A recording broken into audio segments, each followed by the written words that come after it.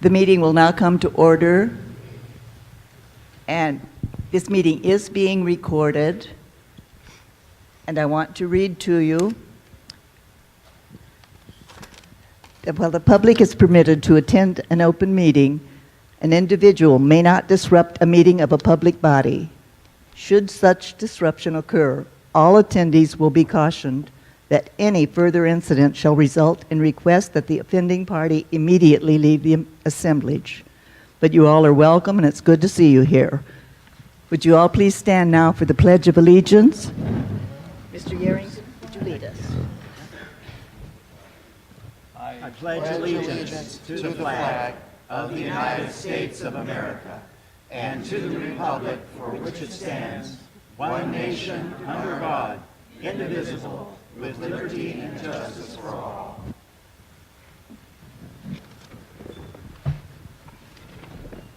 We next have the approval of the minutes. Do I hear a motion? So moved. Second. All in favor of such motion, please signify by aye. Aye. Opposed, nay. Okay, motion passes. Next is our call to the public. The board is prohibited by statute from discussing or considering or acting on any items raised during the call to the public. Individuals are limited to a 3-minute presentation. Is there a list?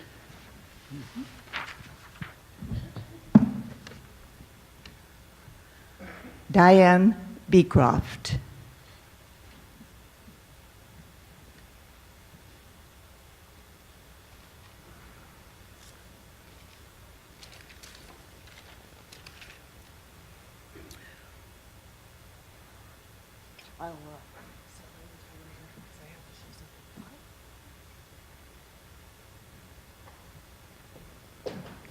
When I first moved to the Casa Grande area several years ago, I saw a stick plant.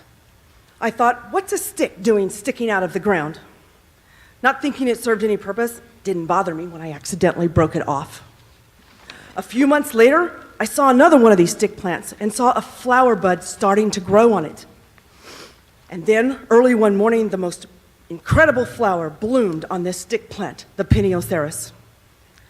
Likewise, if somebody is new to the area, and if they or their kids haven't attended CAC, it might be hard for them to imagine how CAC is of value to them.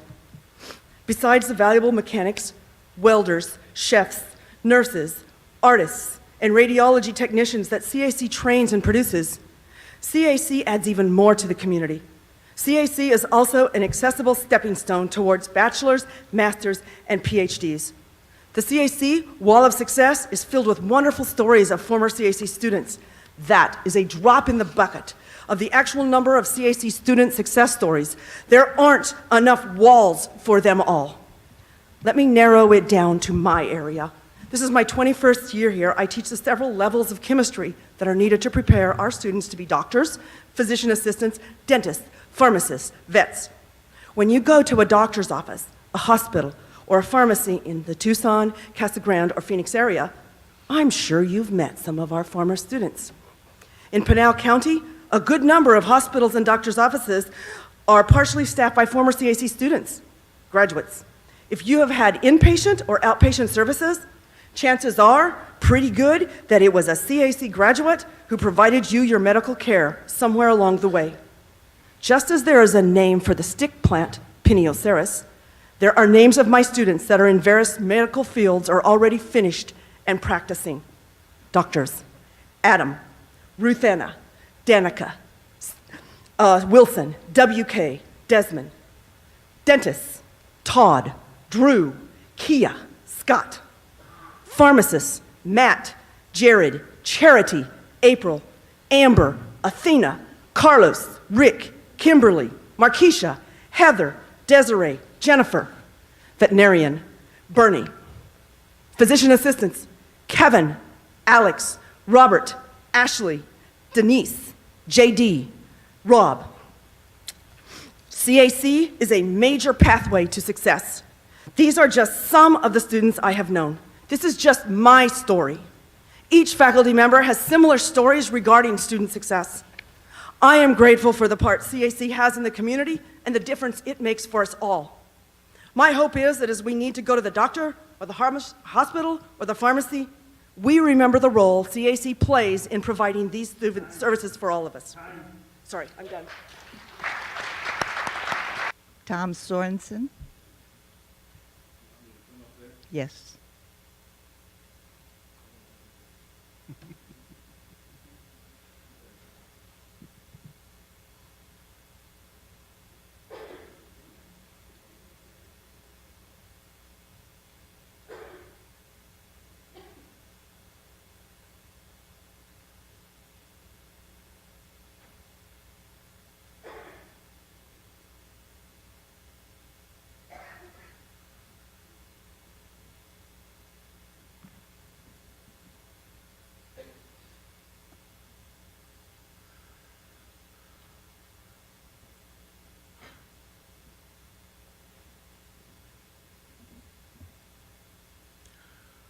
Good evening, ladies and gentlemen of the board. Recently, a paid employee of this junior college went to the Pinell County Board of Supervisors, and under their call to the public, he rose, spoke into the microphone, and then proceeded to badmouth and criticize heavily the appointment that Jill Broussard, the superintendent of schools for Pinell County, gave to this board of governors, their latest new appointment.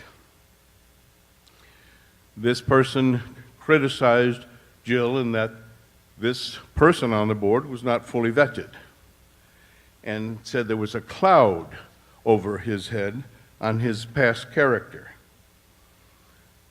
He told the beginning of a story. Some things were not factual, but it was the beginning of a story. This allows us, to people who want to check, as Paul Harvey would say, to know the rest of the story. This board member was exonerated by a court of appeals. The judge in his first case was fired. The police department who brought these false charges were convicted of ill deeds, heavily fined, and this board member was fully exonerated. He was a victim, not the perpetrator.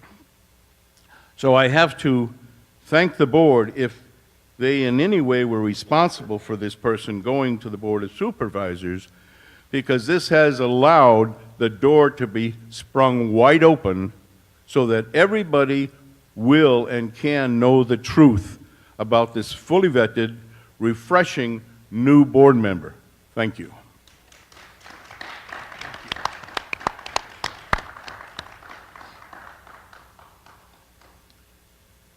Cliff Terry?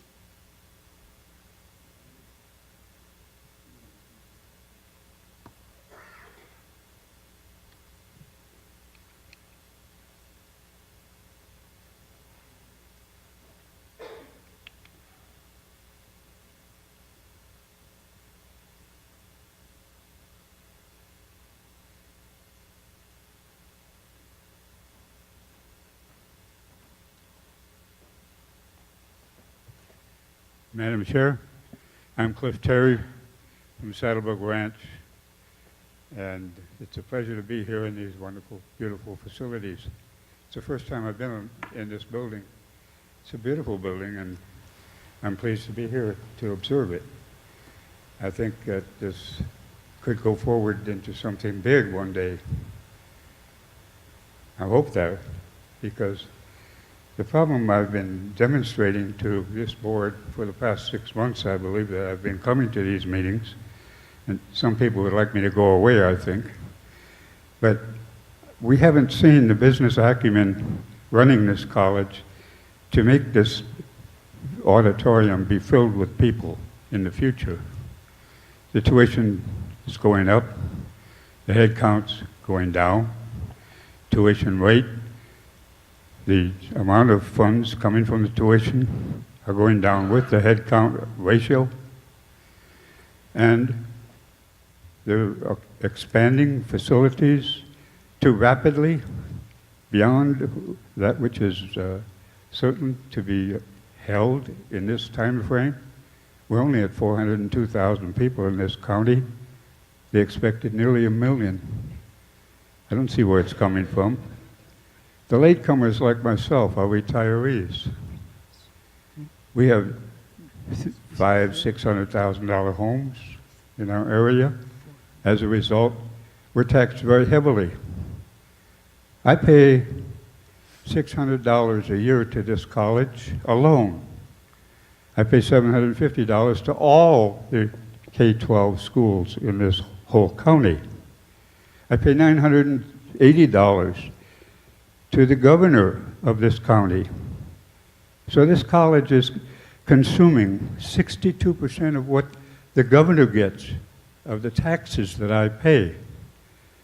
Unfortunately, I think you're unsustainable. You are, because without the 80% of the funding that we give to this college for a $110 million budget, with only a $50 million operation, there isn't any justification going on here. Return on investments aren't demonstrated to us. We need some business acumen showing us those things, doing the right thing for a business operation of this one little corporation, a not-for-profit corporation running this college. We wish that you would do some better thinking about how to spend this money wisely instead of wasting our taxpayers' money. Thank you.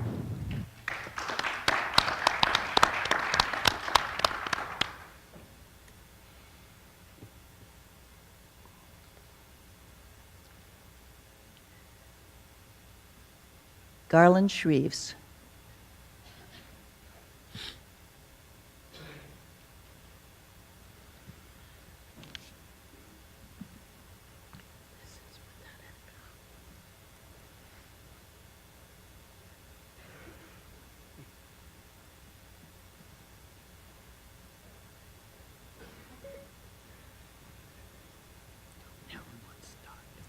Good evening.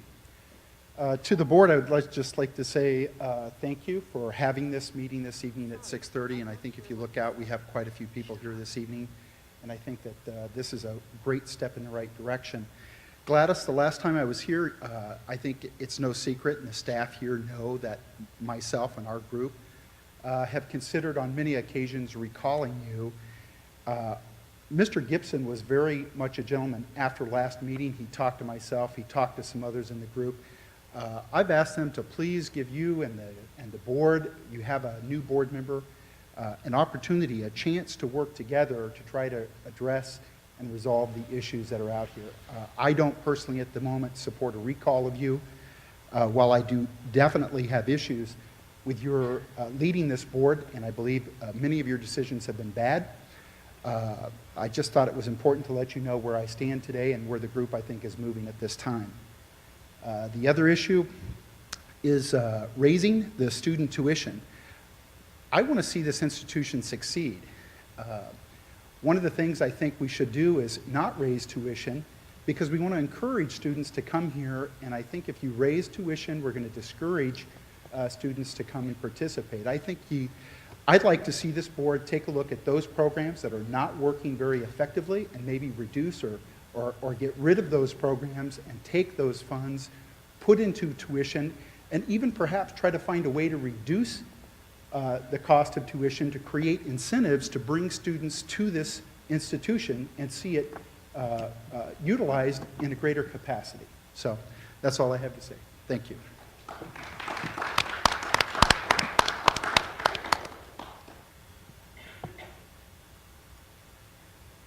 Ken Robinson.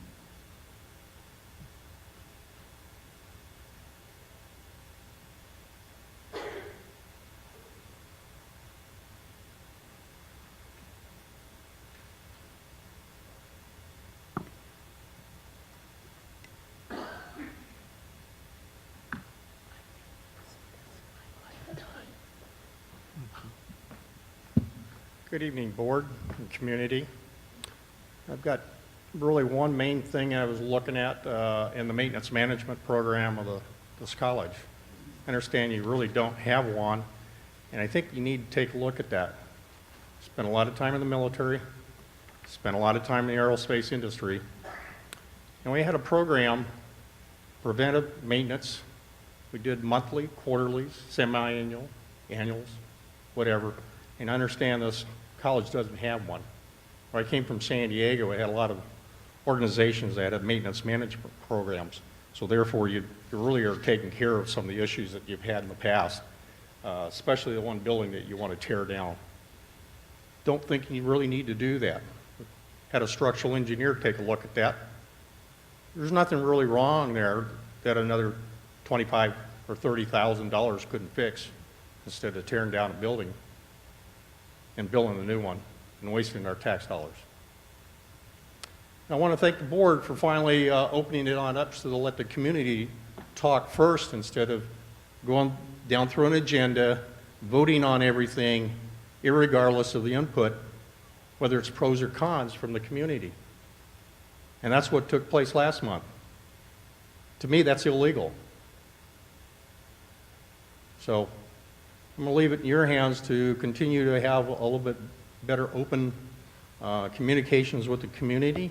Let them come in and talk before you make decisions on spending money. Some people I talked to up in the hill over in Oracle felt that a lot of the things should be voted on and not just clearly we're going to go ahead and pass this agenda to make a 45.4% increase on that element of the college district. That was a big uproar. And there's other people that are still quite upset about that. Thank you.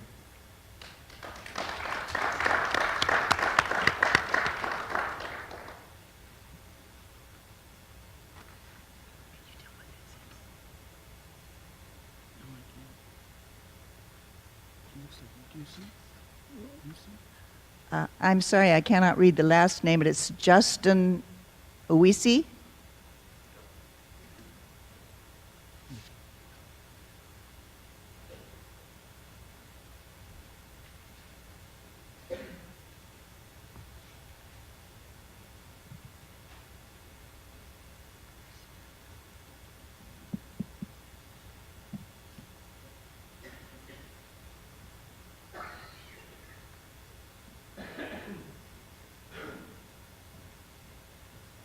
I'm sorry, what was your last name?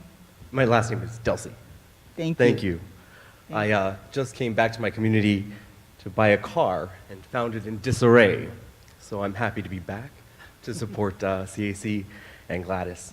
I know that from my past, I have ridden on your support, and I'm grateful for it. When I stepped away to become a priest or study to be a priest at Franciscan University, it was on your good counsel that I left to do that and left this county to accomplish that.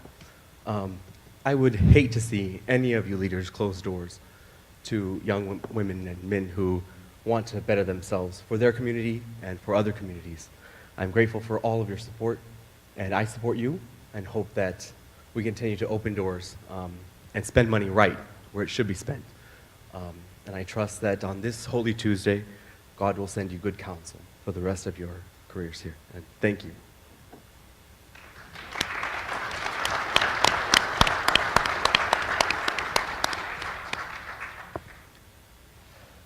Dominic Savannah.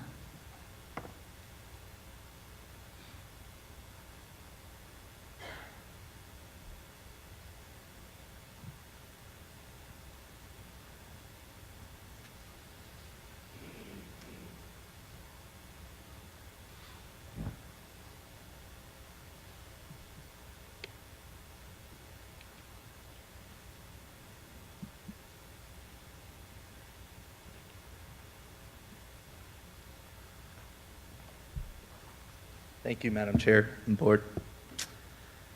It's clear to me tonight that I picked the wrong side of the room to sit on. I should have sat over here. So, I attended the last board meeting, and I found it quite interesting. I come from a bit of a different background. I transferred here from a university on the East Coast, and one of the questions that was brought up was whether or not we should move to a 5-day schedule instead of a 4-day schedule. And a few of my colleagues on the newspaper also thought this was an interesting question, and we wanted to give student input. So across Signal Peak campus and Maricopa campus, we did a good old-fashioned pen and paper poll. Said, yes, no, your name, your signature, and why. And the response, and the board is free to review this poll, we had 373 students sign. We had 309 students that would not like to move to a 5-day week. And the reasons varied from work to homework to they have kids, but it was overwhelmingly no, we want to stay at a 4-day week. The reasons for yes, I feel that I should address them because they are also part of the student body, varied, but it does seem like overwhelmingly the students feel like the libraries and other facilities that would be useful for studying on the weekends should be available to students on Friday and Saturday and Sunday.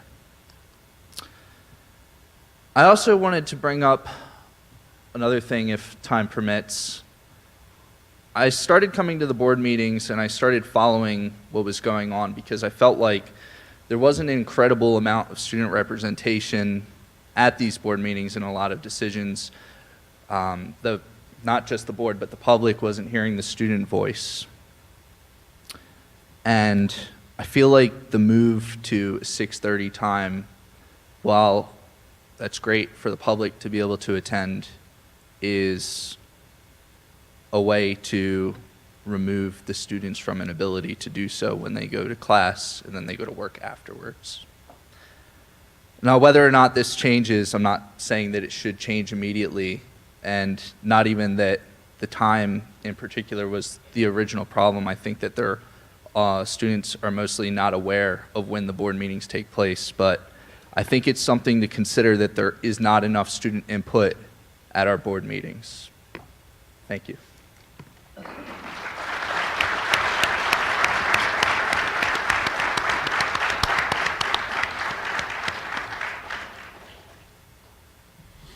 Tom Bean.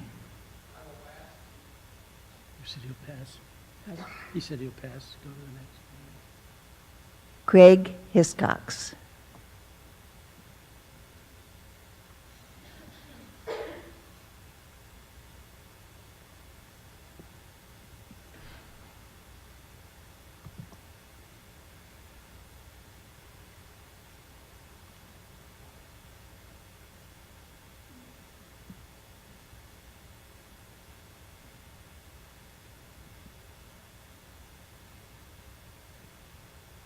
Hello.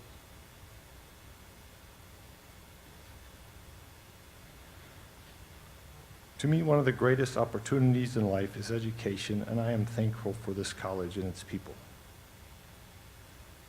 Several months back, my wife and I made a mistake. Due to our being gullible and lack of knowledge, we were leaving Fry's grocery store in Casa Grande on Pinal Road, and we saw a man with a sign across McCartney Road that read, "Come sign a petition to stop a 45% tax increase on property taxes." So we decided to go over and inquire. We spoke with him, and he went on explaining how a 45% tax increase was coming unless we signed this petition. We asked him if he had any pamphlets or paperwork. He told us he did not, that he ran out of them. We were hesitant and spoke further to try to be sure we were signing for the right reasons.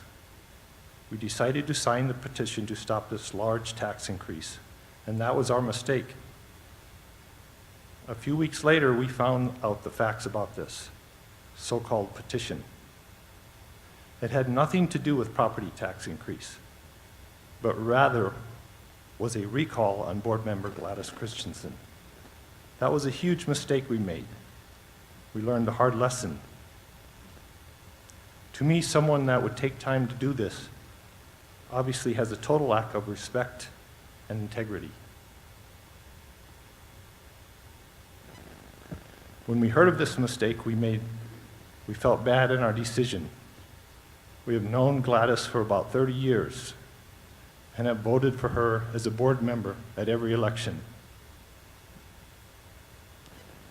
We know how dedicated she is to the success of CAC, education, and the students' well-being. My wife and I attended CAC back in the 70s. All of my children have attended this college, and 2 of them have graduated from CAC. One is in the radiation program right now.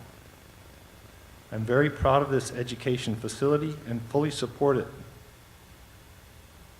Thanks to the efforts and loyalties of these board members we have had these past several years, great things have been accomplished. I say, when things work so well, why change it? We all know great things come from unity, respect, and integrity, like this college and its board members. Thank you.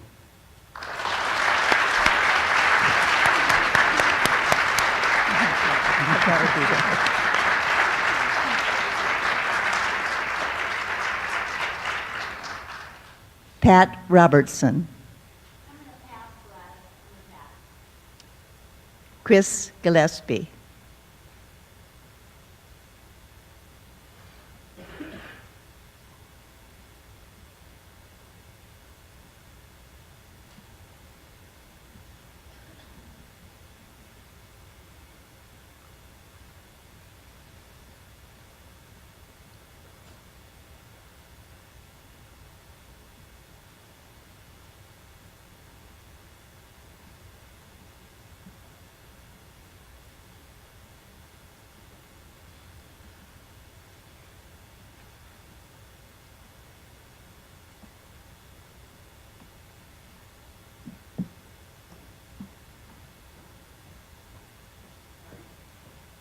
Had a little break there.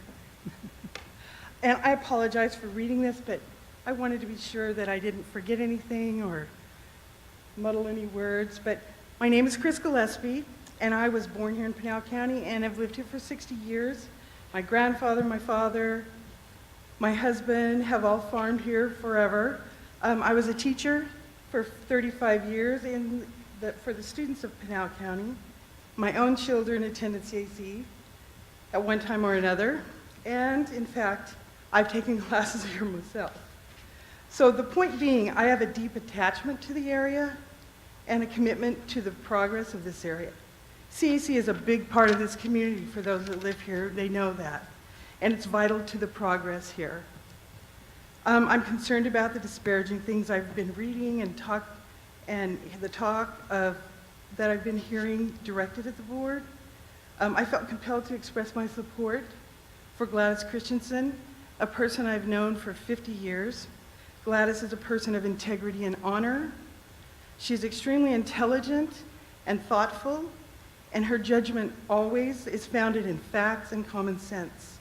Gladys has devoted her time, energy, and talents to CAC for how many years? I'm not even sure.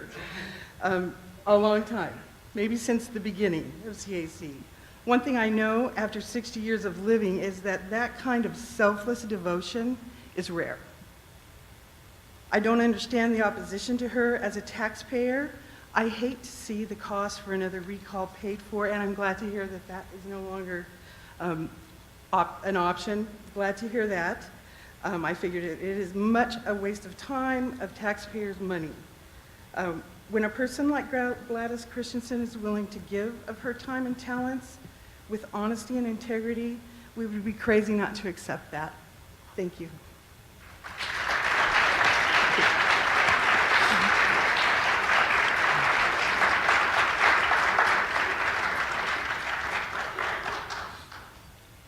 Tracy Mulvaney.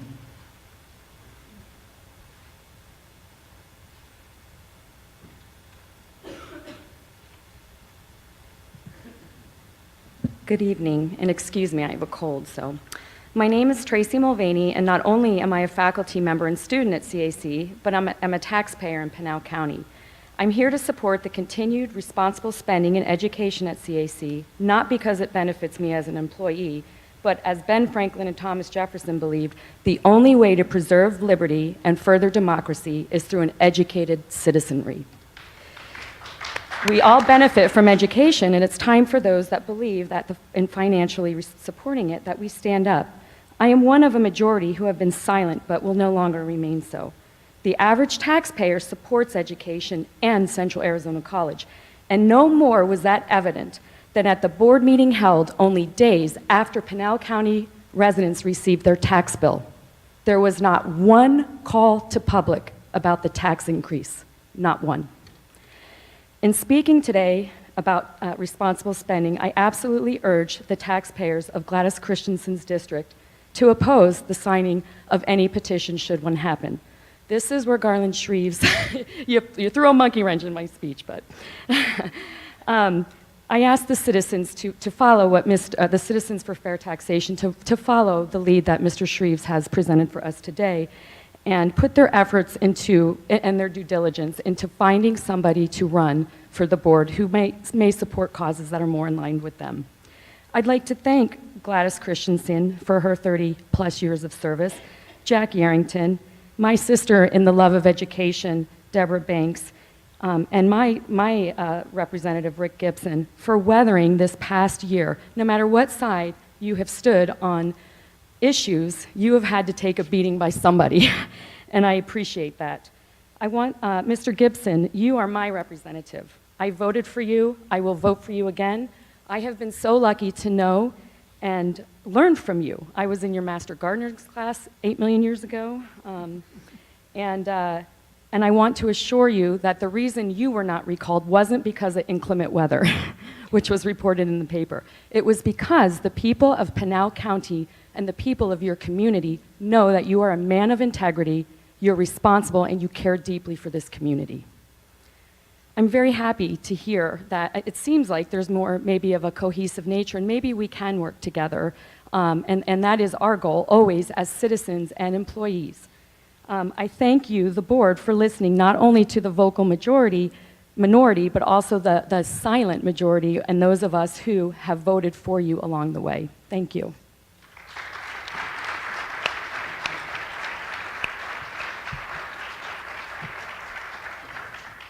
Because of the change of venue, it's possible that some of you did not get signed up for the call to the public. So if there is anyone who would like to speak, would you raise your hand, please? If there's not, then the call to the public is ended. Thank you very much. Oh, I'm sorry. There was a hand up? I'm sorry. Would you introduce yourself when you come to the microphone, please?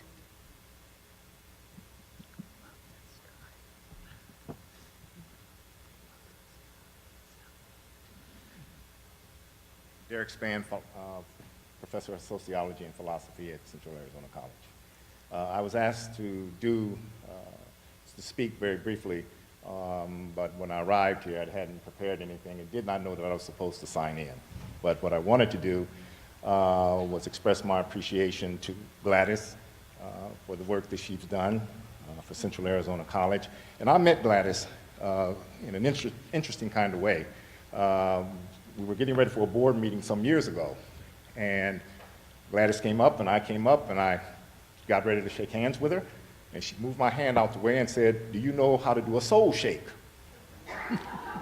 So I thought about it, and I said, "I think so, but it's been some time." So she proceeded to go through the process of a soul shake. And I thought to myself, Gladys is teaching me a soul shake. But the idea about that, after I left the meeting that night, I thought that that was rather humorous, but as a sociologist, I thought something else about that, that here was a lady sort of moving out of her comfort level to connect with me. And it was an act of social interaction. She wasn't acting as a board member at that point. She wasn't acting as a chair. She was acting as a human being, reaching me in the way that she thought that she could reach me. And I appreciated that. And so tonight, I agree with Garland, that we should not recall Gladys. We should remember the work that Gladys has done. We really shouldn't recall Gladys. We should remember her dedication to this institution. I agree with Garland that we somehow must pull the board together. We must somehow pull together as a community and a campus and pull together the disconnected aspects of our campus into a harmonious whole. Gladys can do that.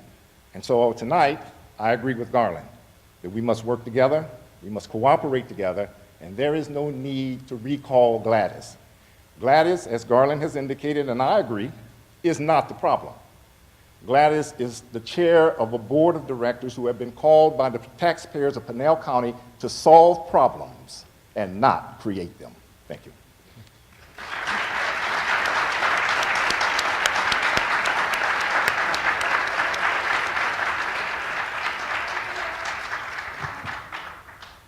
Is there anyone else? Okay, please come up.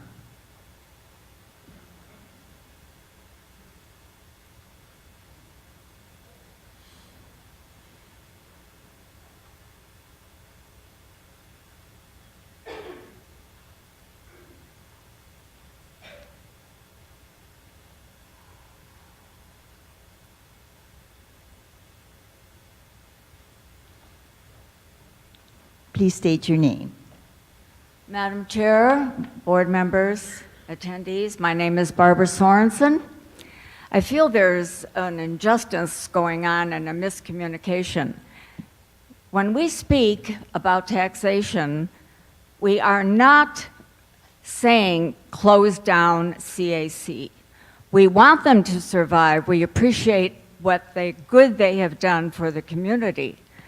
What we are asking for is fiscal responsibility in all the bonds and all the taxation that is going on for expanding a college of low attendance, of raising tuition from whom. So please don't misunderstand. We are for education. We believe in it. It's quite necessary. But we do have a right as senior citizens to not want to be overtaxed for the privilege of learning. Thank you.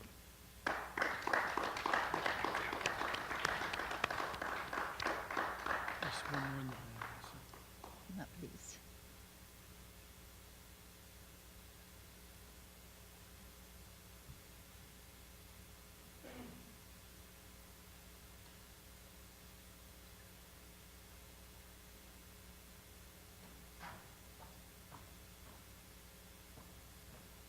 Hi everyone, my name is Olivia Jakeway and I'm a student here at Central Arizona College. I first off want to say thank you for having me. And I definitely agree with the fact that us as students don't really get the memo about what's going on here. And I would really encourage you as people, as community members, as faculty, as staff, as everyone here, I'd like to encourage you to stay. Towards the end of the meeting, we're going to be talking about some of the great things that we are doing, some of the great things that your tax dollars are going towards. And I'd really like to encourage each and every one of you to stay and to listen to just what you're doing to this community and how much you truly are investing in this. So I think that's about it. Thank you.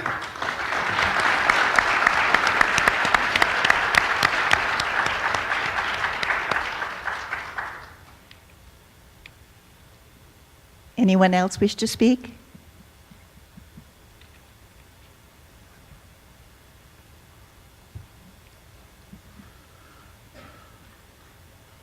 Thank you.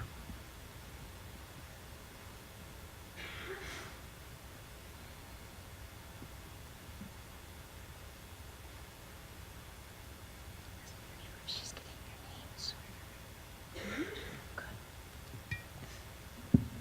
Hello, everybody. My name is Cassandra Holcomb, and I'm a student at the Maricopa campus. I am also an employee at Central Arizona College. I'm a tutor for Title V.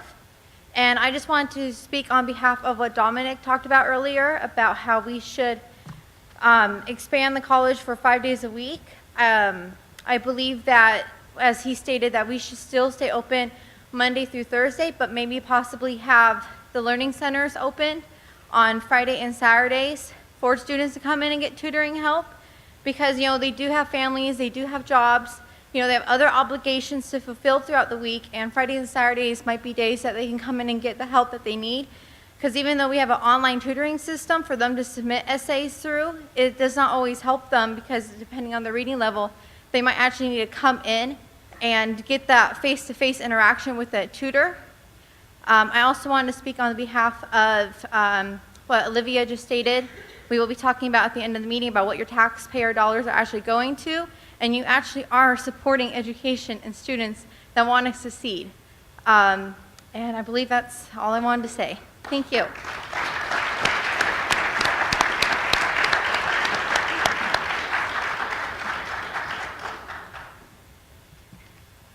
Anyone else? There is one. Gladys. It's coming up here. Stand up. Yeah.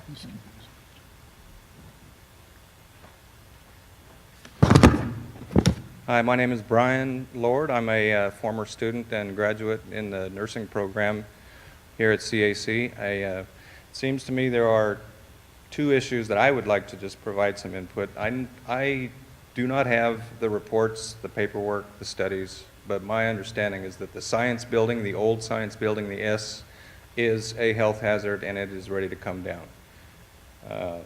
Secondly, I do know that from what I've heard, the 5-day work schedule is a burden, or excuse me, the 4-day work schedule is a burden by not having in the office buildings, the faculty, the administration, the libraries open for student and faculty use. And I think those are my positions on those two issues. I think the S building needs to come down, and I think we need to have the 5-day work week reinstated. Thank you.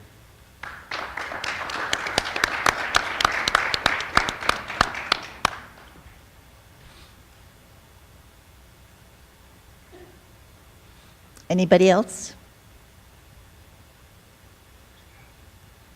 You see anybody? If you're raising your hand, I don't see you, please stand. Thank you. I'm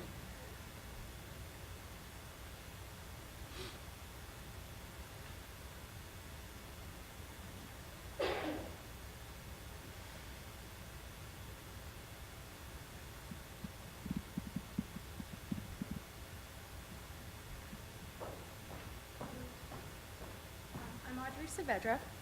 I'm a resident of Coolidge, Arizona, and I just more of have a question. Because I know all of our tax information is available on the Pinal County Assessor's website. So just for my own purposes, I know I've seen it before. I know when they send me my statement, I read through it, and then I always say something like, why aren't we actually giving more money to education? So I could share with you what I am paying. And I think it's kind of weird because if I look at, I have a small screen, I'm so sorry. Can I share the screen with everybody? Does that work? No? Is there any way I can share my screen? No. No, okay, that's okay, sorry.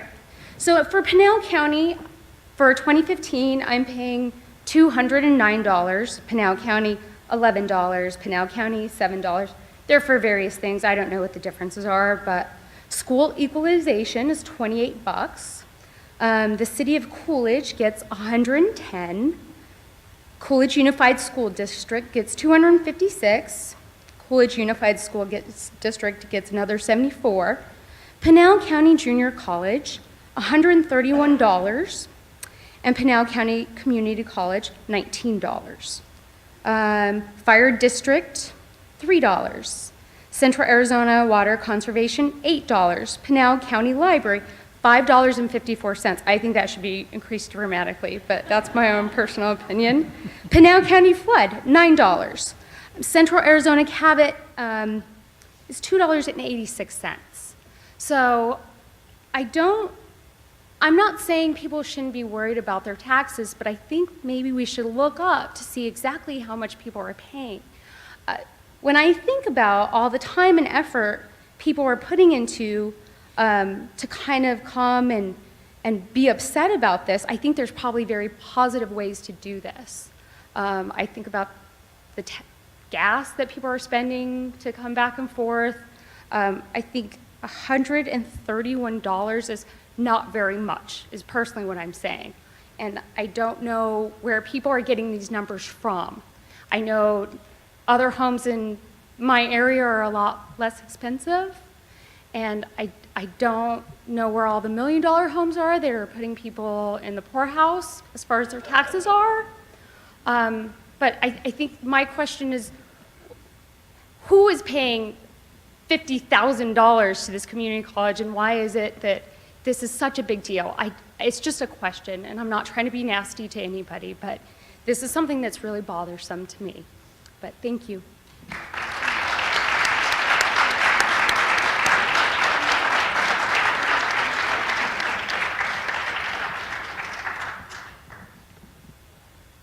Anyone else?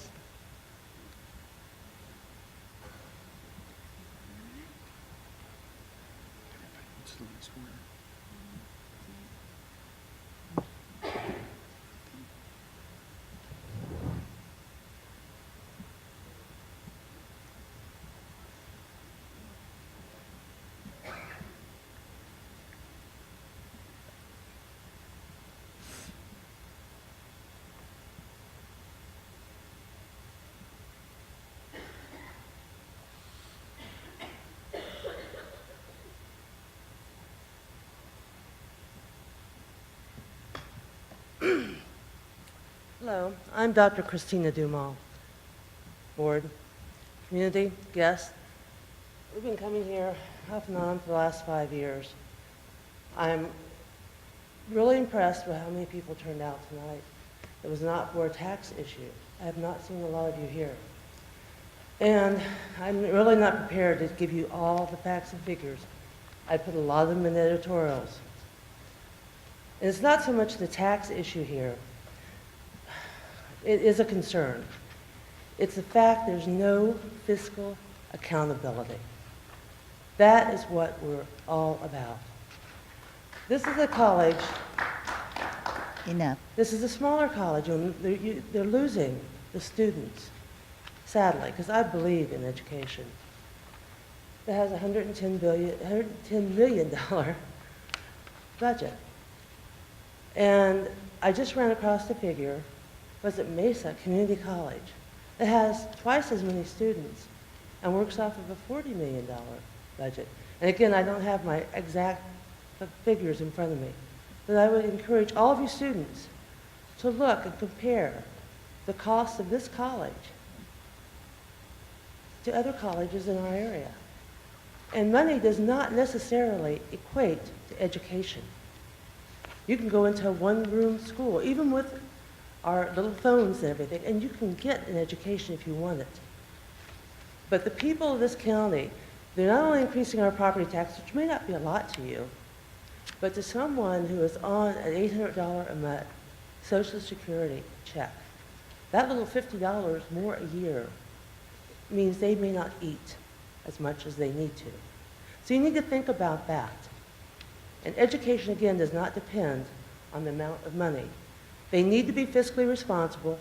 We need to do a forensic audit and see what is going on at this college. As far as the science, I think science building, everybody thinks that the science building needs to be redone.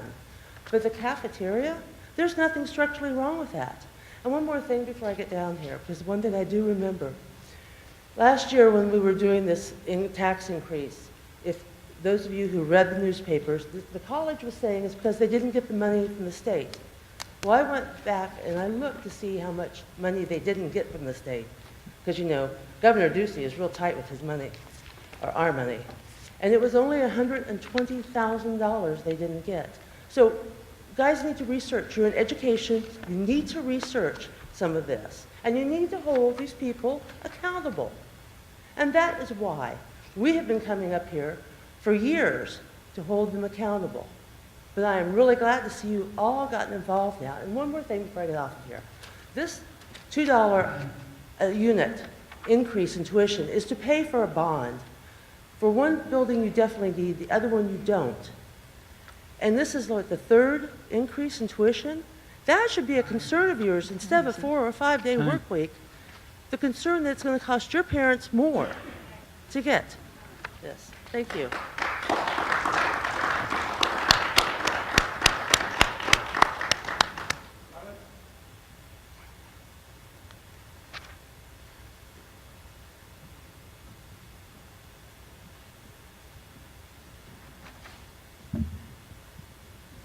Good evening.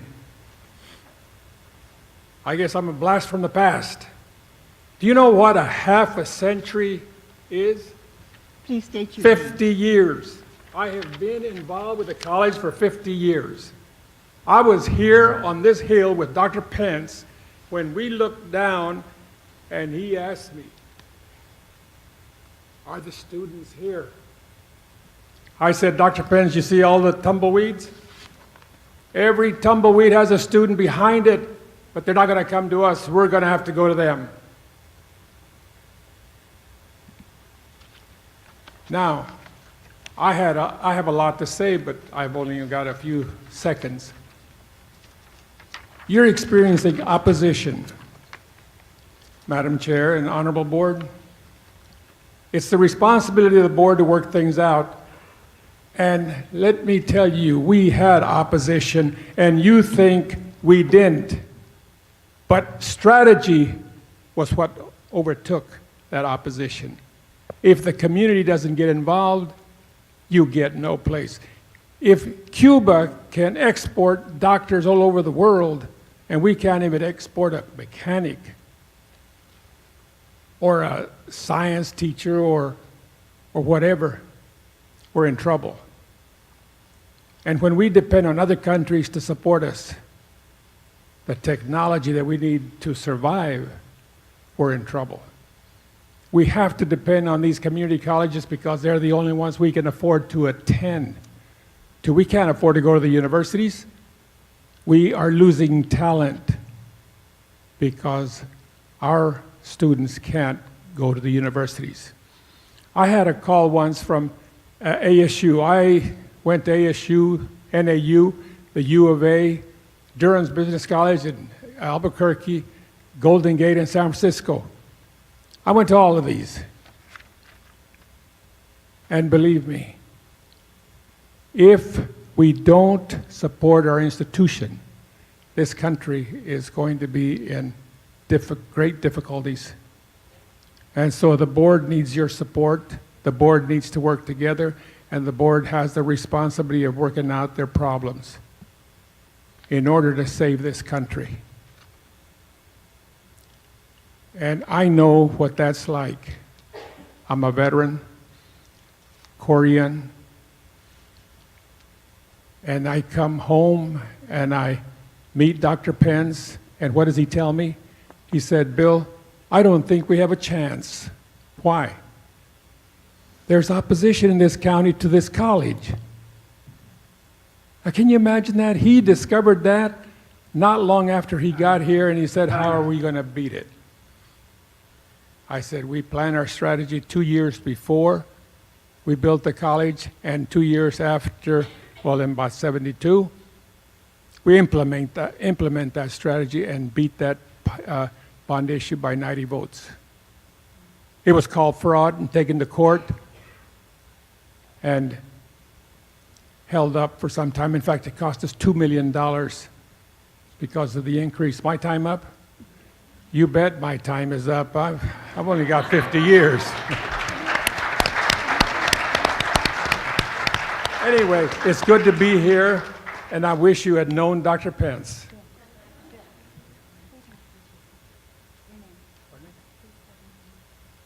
Anybody else? My name is not Jose Jimenez. You remember that. William Flores, F-L-O-R-E-S, from Coolidge, graduate from Coolidge High School, born in this area, and lived here all my life. Thank you.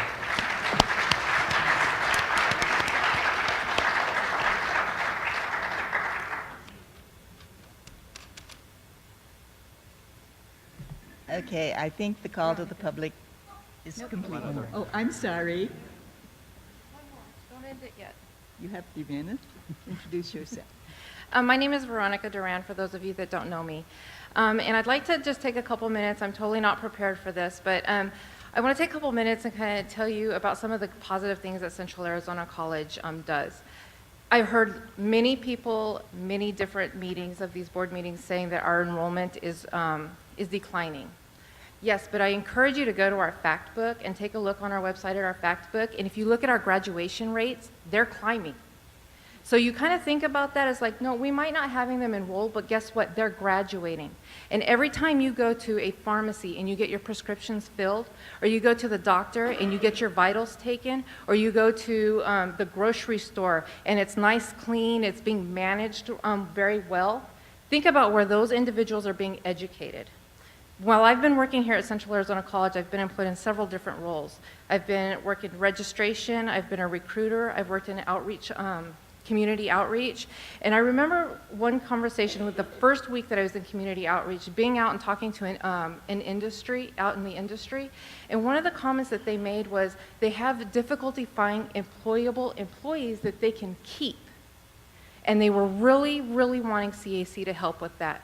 Well, guess what? By providing education throughout the entire county, whether it's clear across in Winkleman, Aravaipa, where they're getting educated out there, it's in Maricopa, we're being able to give those employers employees that can help them sustain their industry. That's what we're here for. So as you take a look at us and you think about how our enrollment is declining, that's because we are graduating educated individuals to this community. And every day when you're out in that community, they're assisting you in every possible way that they can. And that's because they're getting an education from CAC. Also, I want to also address the funding that we get from the state. When you're looking at that, also keep in mind that the state is 2 years in arrears that they are paying the institutions when they're paying for footsie, okay?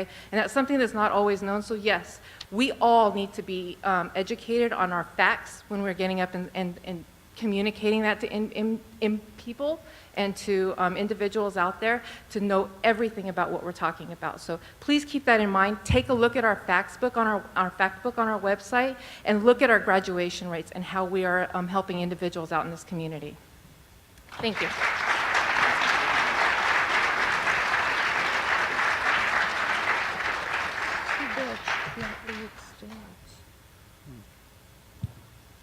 Anyone else?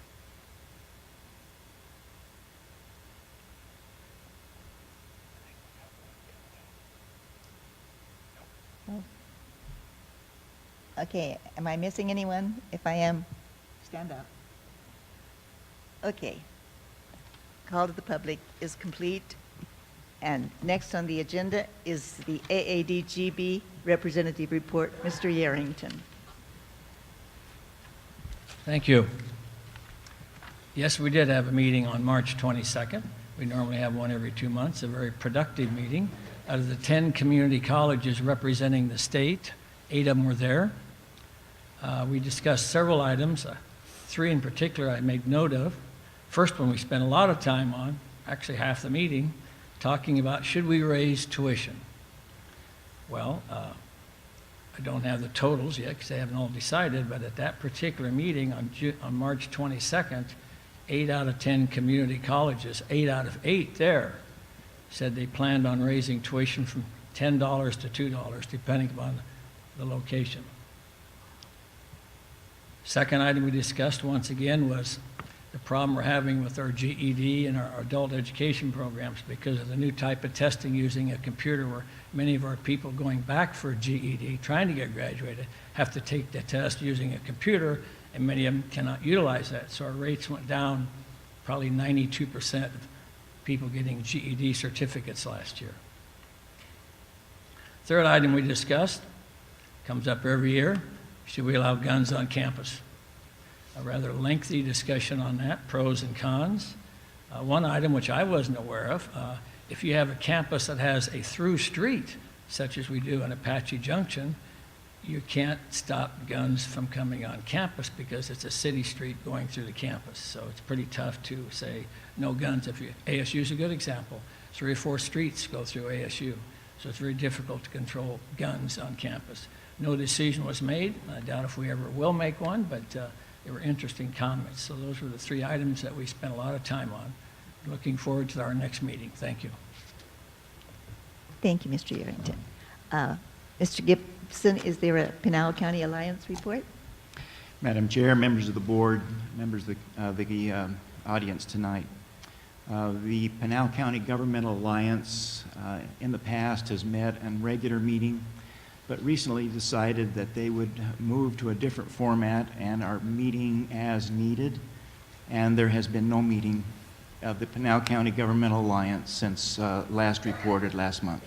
Thank you very much. Okay, now the report from our college president, Dr. Moore. President Christensen, board members, guests, students, colleagues. My report consists of 4 parts. The legislative report first. The A4C group, which is the Community College Presidents of Arizona, continues to monitor the progress of Senate Bill 1322. There are many bills that we're tracking, but this one, has particular import for the community colleges in Arizona and will affect the spending limitation of colleges.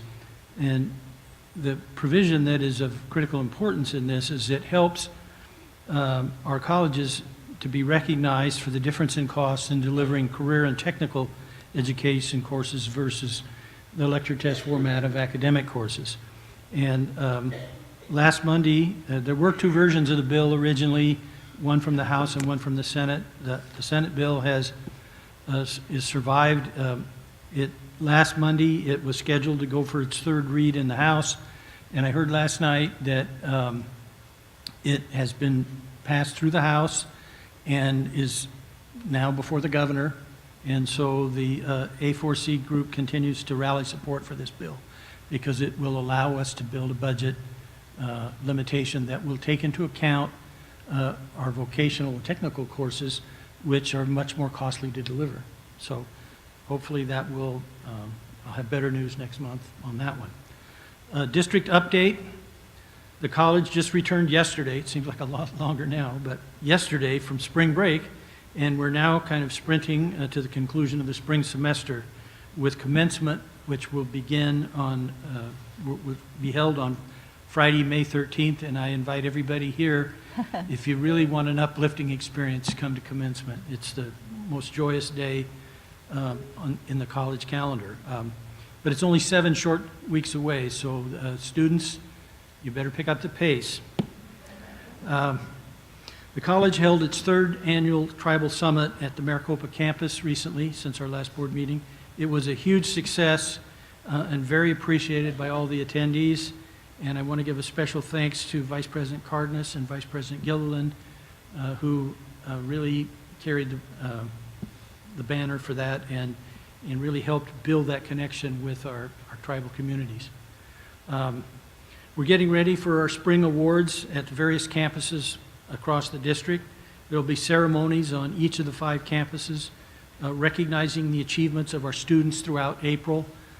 Very soon, the nominations for those awards will be closing, so faculty in the room, please, if you have a student that's achieved success, please think about nominating them.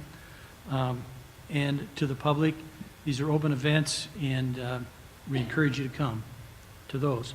Also, on March 3rd, college representatives, myself included, along with students and their families, attended an All-Arizona Academic Awards at the Mesa Hilton.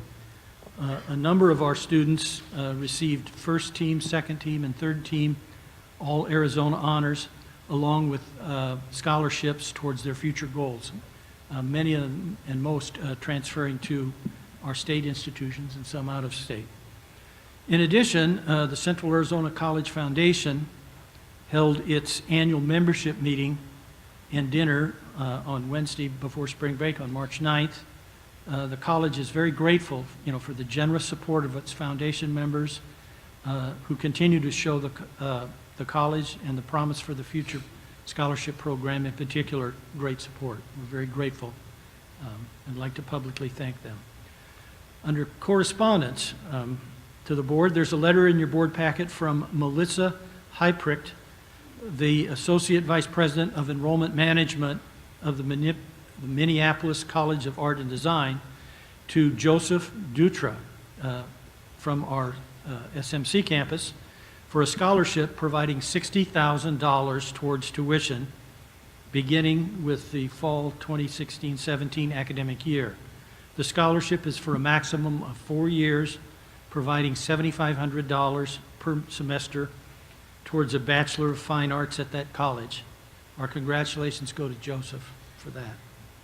There's an email in the packet informing the college that Miss Karen Gilmacher has been nominated for the ACTE Post-Secondary Teacher of the Year Award. The ACTE is the American Career and Technical Education Association. And as you recall, Ms. Gilmacher recently was awarded the Arizona Agricultural Teachers Association Outstanding Post-Secondary Teacher. So you go, girl.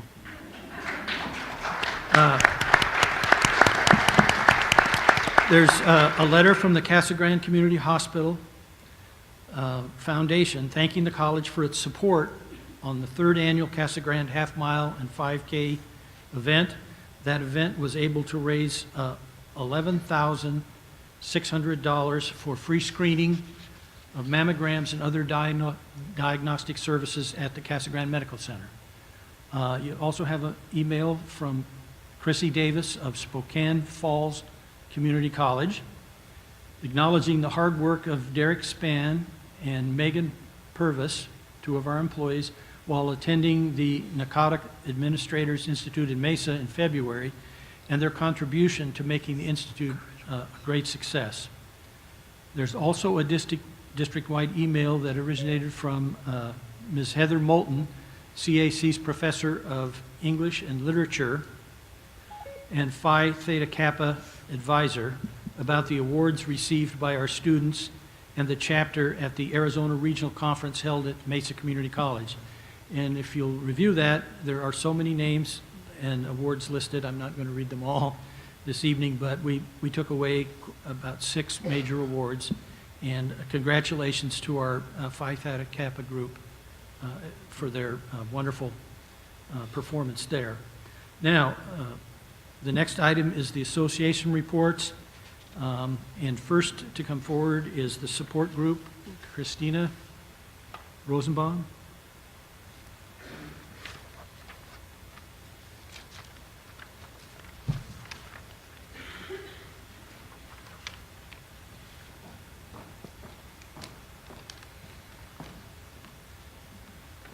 Hi, good evening, President Christensen, governing board members, President Moore, Ms. Mary Lou, fellow faculty, staff, and guests. President Moore, for tonight's presentation, I would like to respectfully request permission to provide a unified report with my fellow constituency group presidents, Paula Prock and Ruth Butler.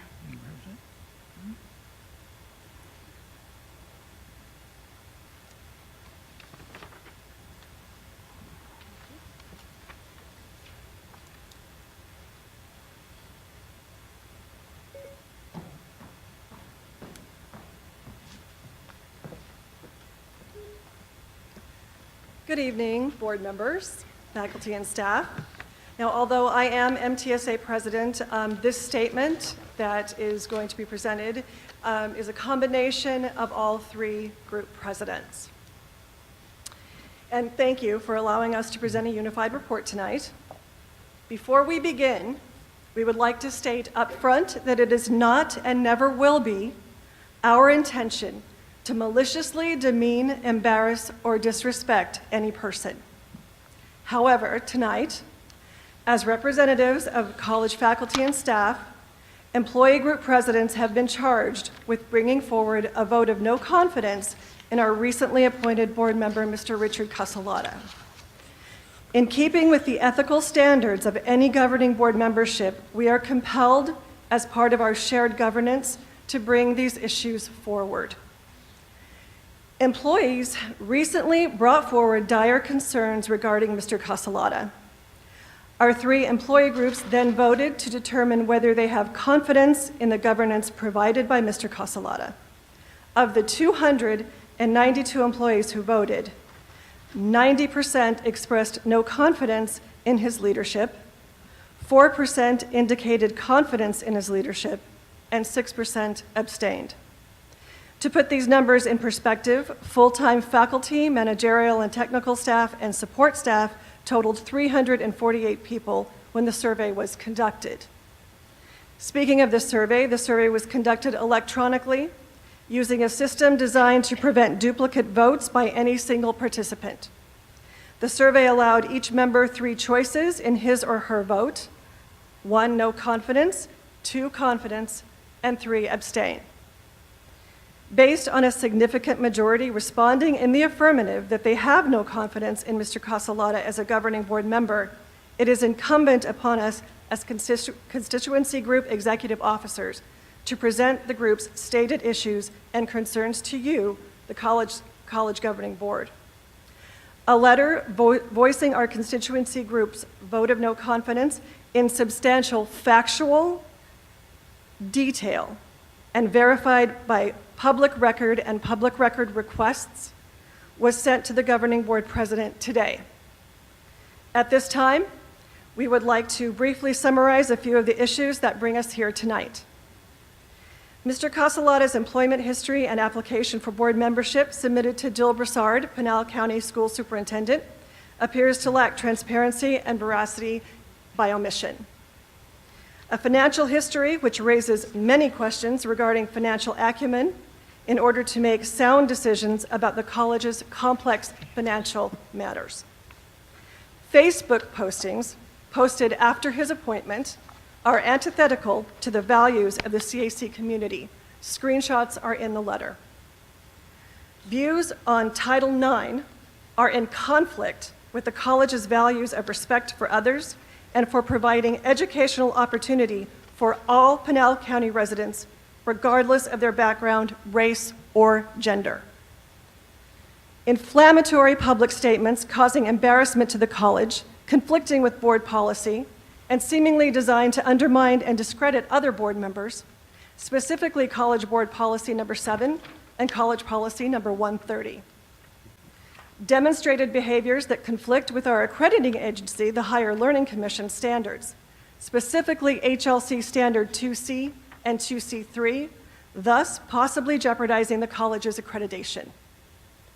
Actions undertaken that fundamentally exceed authority as a single trustee, and documented history with law enforcement. These issues have raised critical concerns for CAC employees and have yielded a vote of no confidence by 90% of those who voted. Thank you for your time.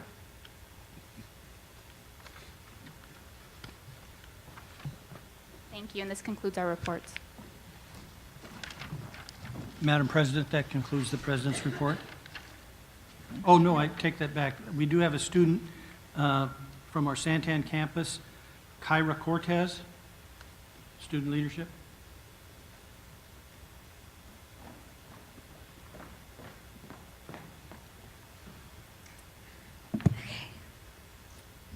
All right. Okay. Hello, everyone. Governing Board, President Christensen, board members, Dr. Moore, students, faculty and staff, and guests. My name is Kyra Cortez. I'm a student from the Santan campus, Central Arizona College. I'm the Special Events Coordinator Officer in Student Leadership, and I'm also the Vice President of College Projects in the Phi Theta Kappa Society. I will be inducted this spring of April 20th, and I'm very excited and to get really started with everything. But right now, I'm the acting Vice President of College Projects at the Phi Theta Kappa Society. To talk about the first thing I want to talk about with student leadership in Phi Theta Kappa, I enjoy spending my time with fellow student leadership and my Phi Theta Kappa Society. Both of us, our clubs, we spend a lot of time putting a lot of fun activities and bring our campus to life. We encourage the student body to come and feel welcome on the campus and include this community to come around, and we have open workshops all the time, and it's very, it's always fun.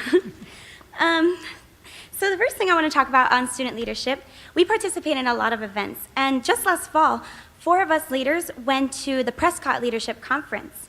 But just recently, last month, 4 of us leaders, including myself, went to the National Collegiate Leadership Conference. This conference was an amazing experience. It was all taking place at the U of A campus. We got to listen to a lot of amazing speakers, and it was just a lot of inspiration there. Very emotional, too. We got to go to amazing workshops. My favorite ones were like advocacy leadership in our community, a yes and improv workshop, a Disney workshop, which I really liked. And they were very beautiful workshops. We got to experience cultural experiences, basic things that are global around the world, and very informative workshops. We also got to do service projects there. One of them, or 2 of them I went to, were the Ben's Bell beads. Ben's Bells, they're actually like a leadership society taking in kindness to the community and spreading joy, and how we want to continue spreading joy to the community. And the beads of courage were basically little beads that you could take and make a necklace out of. And each bead represent a child that was in need of an illness or was hurt, and each bead was like given to them in a hospital. And it was really beautiful. In student leadership, we have upcoming events. For this semester, we have the Women's Luncheon. It will be held March 31st. We are planning it, we're planning a theme in the process and nominating Inspire Women in the community. We're also planning an end-of-the-year student engagement event. Usually for our campus, we like to throw fun things going around and let the students feel welcome and feel like they can relax and have a good time. And for Phi Theta Kappa, we have events coming up too. Right now, actually, we're currently doing a drive on our campus. We have a food drive called the St. Vincent de Paul, and they are giving out food cans and non-perishable food items to the communities and to local communities everywhere. And we also have 2 projects that we work on mainly a year. We have the college project, which is working on recruitment for students to come on campus and college students so they can get that college feel and make them feel welcome so they're not scared on the first day like I was. And an honors and action project. And we usually get together and pick a theme. So this time we picked the natural and engineered topics. So we're going in the process of that. We also participate in a lot of events. Just recently, we went to a regional conference at the Mesa Community College. We volunteered at the Feed My Starving Children, which we packaged lots of food items and vitamins and grains to starving children out there in need of food. And it was really amazing and got to meet a lot of people there. We went to the college and listened to 2 awesome speakers. And we had workshops there too. Actually 3 of my favorite workshops were the leadership workshop, the public speaking, which I'm here today, public speaking, college projects where we can figure out what kind of college projects we need on the campus to spread out. And also a fun thing, just a side thing, I was crowned princess of my Alpha Theta Delta chapter. Thank you. It was really exciting. It's actually, we want to make this a tradition. Basically, we take, we had last year a princess, her name was Audrey, and she had the crown for a very long time. And this time, I went there, and Heather, who is another advisor at the Phi Theta Kappa, was there with the crown, and she's like, "Oh, you're the next princess." And I was like, "Oh my goodness." So I felt like I could make a new rule and a new decree. So I'm very proud of that, just side note. We had also met lots of new chapters there that I didn't know besides Alpha Theta Delta chapter. There's like Omicron, Phi, and I'm blanking out. But there were amazing people there, and we got to meet some of the new advisors there I didn't get to know, and it was really a cool experience. And soon, 6 of us total, including myself, we're going to be attending Nerd Nation in April. And there will be workshops and speakers, and I'll be speaking there too, so I'm very excited. So I'm getting prepared for that, and all those other people, we're getting prepared for that. And overall, I just want to talk about our campus. I love our campus. We have our library has a lot of computers there that all the students come and they work hard, and it's quiet. Sometimes it's not quiet, but we get to work together and it's amazing. And we have room sessions in there too, where they can study or watch a movie just to relax. The Learning Center is where all the students can take their tests and get tutoring done. And our student lounge area, which is my favorite, we get to hang out, have lunch there.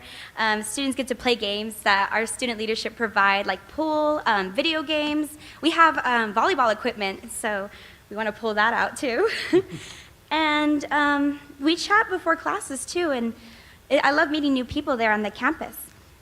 And overall, I'm always interested in everyone's careers and what they want and goals in life. I love hearing about new success in life and how our students are so interested in what they want to be when they grow up. But that's basically what I would say when I was little, like, what I want to be when I grow up, you know. But the professors there are very excellent. The administration are very nice people. And all the staff and faculty are really great people who care about the campus and the students with their education.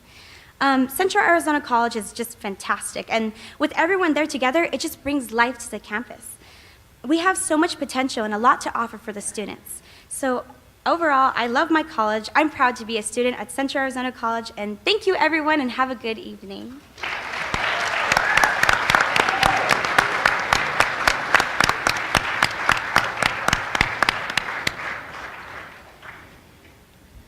Madam President, that concludes the President report. Thank you very much, Dr. Moore. Okay. Next on our agenda is business affairs. Mr. Wadka.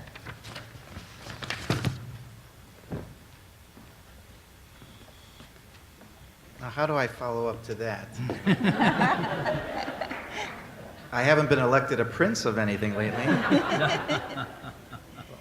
Good evening, Madam Chair, governing board members, Mr. Moore, President, and Board Secretary Hernandez. A number of items on the agenda this evening, 2 for information and 2 for action. First item is your monthly budget report, and attached is the budget report for the period of time ended through February of 2016, which shows our general fund expenditures and committed funds are at 80.16% of the total budget. This is a slight decrease of 0.03% from February of 2015, 1 year ago, which was at 80.19%. So our approximately spending patterns is similar to last year. We are now completed with 8 months of the fiscal year, and the college should be where it should be in terms of budgeted to revenues and expenses.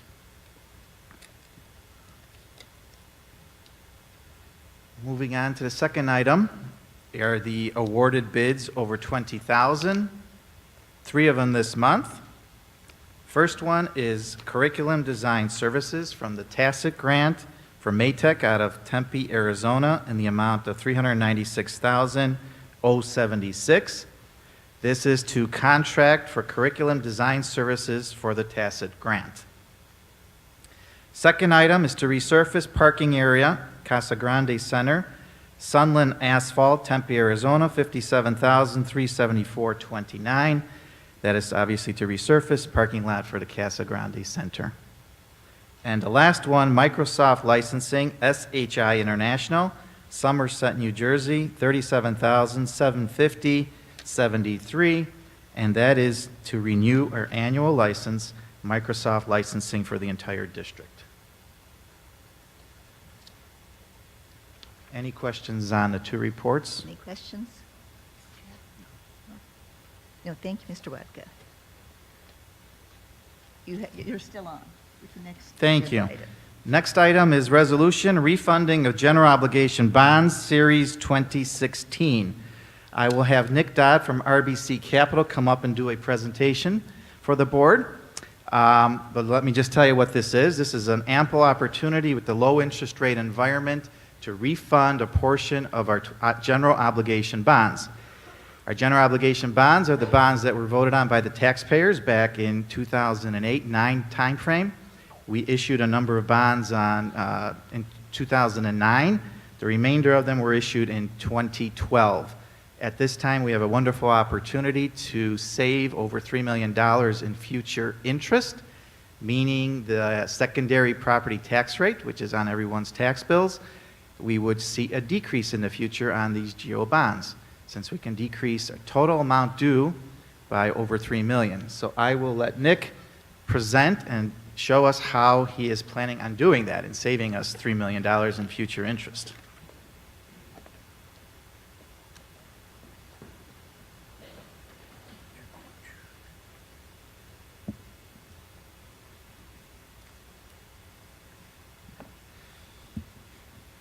Madam Chair, members of the board, it's a pleasure to be here again this evening. As Chris mentioned, my name's Nick Dodd. I'm with RBC Capital Markets. We've had the pleasure of working with the college for many years, including during the 2009 through 2010 time frame when the college sold some of these bonds. There's a bunch of information in your book. I'll try to hit the highlights on kind of the market and why the opportunity exists. And just at a very high level, similar to refinancing your mortgage, the college has an opportunity to refinance some of your existing debt that's outstanding. What's driving that is a low interest rate environment. The low interest rate environment has been persistent for a number of years now.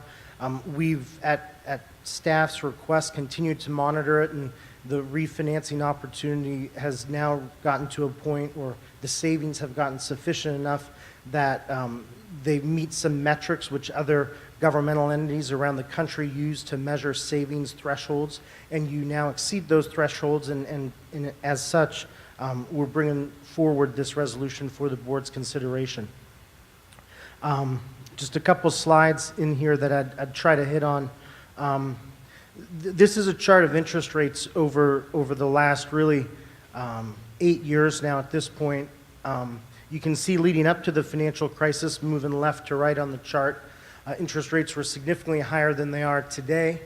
As a result of the real estate crash and the financial crisis that occurred, the Federal Reserve Board, which has a mandate to try and spur economic activity and keep inflation low, started to lower interest rates as a result of that financial crisis.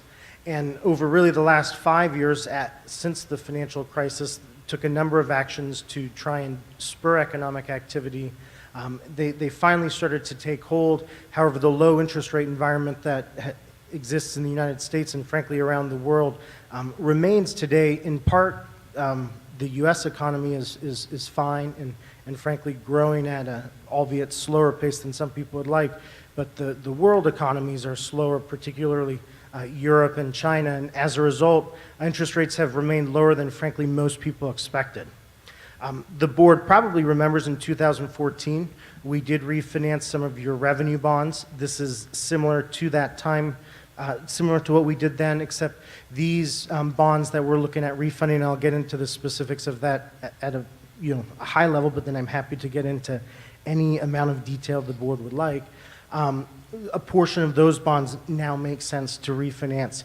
You can see we've kind of blown up the right-hand side of this chart, which is really just the last 12 months. To try and highlight for you, you can see interest rates over that time period have remained much more in a range. They've bounced around a little bit, but they're very low, and frankly, in January and February, we're at some of the all-time lows that we've experienced, and it was at that point where it seemed to make sense to advance this forward for the board's consideration. The last chart I'd talk about on market conditions before I move on to this specific refinancing opportunity for the college is just this chart. It's always fascinating to look at it. Sorry, I was turning my pages here. What this shows, though, is an index of general obligation bonds, so that's bonds comparable to what the college has outstanding. It tracks it since 1961. You can see they really spiked up during the 70s, and then frankly we've benefited, whether we realize it or not, from a continuing low interest rate environment that just kept getting lower and lower and lower to a point we've really been at over the last 3 to 5 years. You can see in the bottom part of the box, or I can see, apologize for members in the audience, On a historical basis, over 92% of the time, interest rates have been higher than they are today. So it is a good opportunity for the college to consider this refinancing opportunity that's before you. I'll move quickly to the opportunity. So as Mr. Wadka mentioned, these were the general obligation bonds that were approved. They were sold in two different series. The first was sold in 2009. The second was sold in 2012. And I've tried to graph for the benefit of the board and the audience when you sold the bonds relative to the current rate environment. And you can see, moving from left to right, the first little red circle was the first series, 2009 bonds. Interest rates at that time, based on this index, were closer to 4%. Your bonds actually had a rate almost just under 5%. And I remember at the time we sold them, we were so happy because we had projected about a 5.5% interest rate when we did the voter information pamphlet for the election. It's funny how your perception changes over time. Time went on, 3 years, you sold the second series of bonds. Those bonds were sold at an interest rate of 3.5%, so significantly lower than what we had forecast and lower than the first series of bonds, which was just south of 5%. Today, this index that we're using here to chart, to try and show you graphically why a refinancing makes sense, is in the mid to upper 264 is exactly where that line seems to suggest. And so that lowering of interest rates compared to where the bonds were sold when they were sold at the time is really what's creating this opportunity for the college to move forward and consider a refinancing. Moving on to the next page, this is the, when we presented it to Chris, Mr. Wadka, on February 10th, this was the refinancing opportunity that was based on interest rates as of February 10th.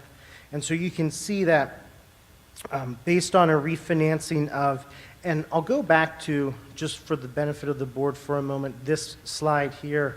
While we've shown you everything that makes sense, under current market conditions here, we've shown you all of the bonds that are outstanding. Under current market conditions, really only the 2009, so the first series of bonds that the college sold, makes sense today to refund for savings.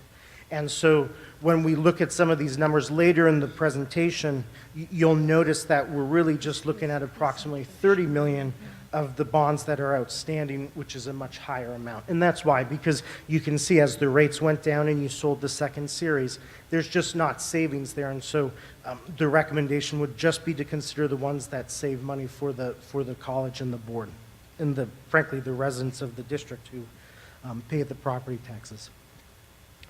So if you look here, this is the refunding opportunity that we shared with the district on February 10th. It's what spurred this action item. The group who's assisted the college for many years acted quickly, got a presentation or an authorizing resolution together for the board. Based on interest rates at the time, you can see the savings, which is what Mr. Wadka mentioned, over the life of this refinancing would be north of $3 million. The term of the loan or the bond stays the same, so if we're not extending the loan, and the savings are realized evenly in every year, with the thought being just like if you refinanced your mortgage, you would keep your payment the same and just reduce it by the same amount each month. So the last thing I would mention for the board is since then, interest rates have gone up a little bit, and so in the interest of full disclosure, we wanted the board to understand that. February 10th was when we first brought this forward. As of March 4th, you could see that the savings went down a little bit. We've tracked it. We track it every week. They're back up a little bit, and every day they move around until you lock in the interest rates, which would be probably 6 to 8 weeks from now. They'll move around. You have interest rate risk. They could go away altogether, or they could increase and get better. And our job is to help the college navigate that process as we've done, and to go through that and come back and ultimately report to you after the refinancing would be closed with a final report of what savings were achieved. I'll stop there. I'm happy to answer any questions about any of the presentation or just in general about the process. I have a question. The life of the loan, will it be extended with this refinance? Madam President, members of the board, sir, it will not. In either this slide or the slide before, you can see, and I apologize, we're terrible at putting as many numbers on a page as possible, but in the bottom right hand of both of these slides, you can see it's the kind of the columns, and it shows the prior debt service, the new debt service, the savings. And you can see in both cases the existing debt service runs through 2034 and the new debt service runs through 2034. So the term of the new bonds and the old bonds is matched off exactly the same. And in frankly, the savings are realized in equal amounts every year. Some governments will force the savings up front, but for a general obligation bond like this that's supported by property taxes, it seems most fair to spread it out over the life of the loan, and that's what this represents.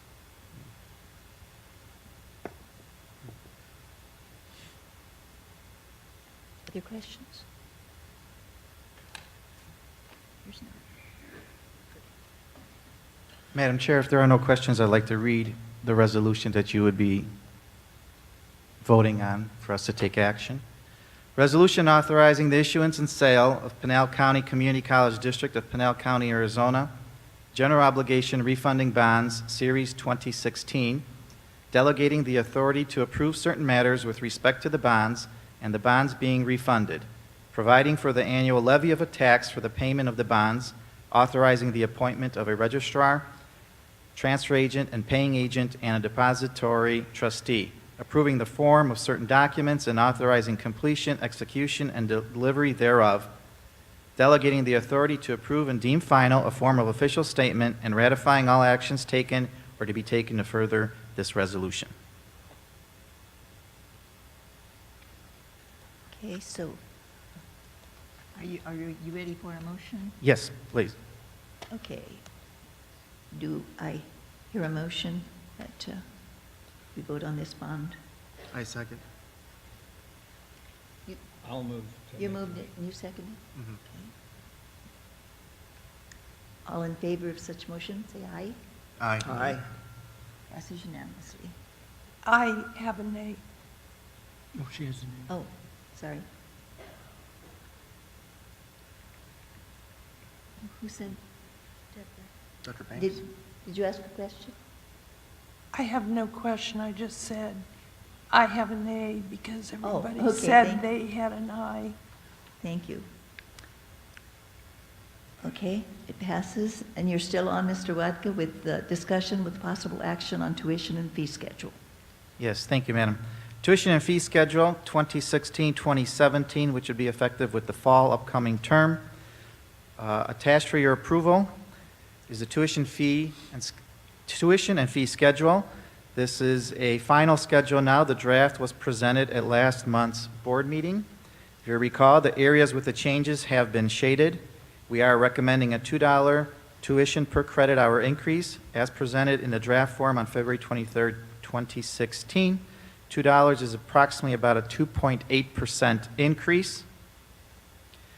Also in your packet, I'd like to point out that there is a listing of all our other 9 community colleges in the state of Arizona, and they're either past increases, meaning what their boards have approved in the last couple of weeks, and or will approve in the next couple of weeks. All 10 community colleges are suggesting increases for the year, anywhere from $1 to $10.70 as an increase. And also, all 3 public universities in the state of Arizona have passed increases. With that, I'd like to answer any questions you may have. Are there questions of Mr. Wadka from any board member? Yes. I know that at the next board meeting, we'll be talking about pay raises. How much of this tuition increase is going to go into possible pay raises? 0 tuition dollars go all for student development in the restricted fund. I guess the reason why I was asking is because Maricopa County Community Colleges had the same issue this week, and it was all over the paper where they raised tuition, and the next board meeting, they actually, that raise of tuition went right into the administrators' pockets. I can't, I'm sorry, I can't speak for Maricopa School. I can only speak on how we account for tuition and fees at our institution. They are deposited directly into the Student Development Fund. They do not fund any salaries, general operating salaries. Okay, thank you. Thank you. I just want to reiterate what I did last time. You can't bleed a rock. And we're rock bottom.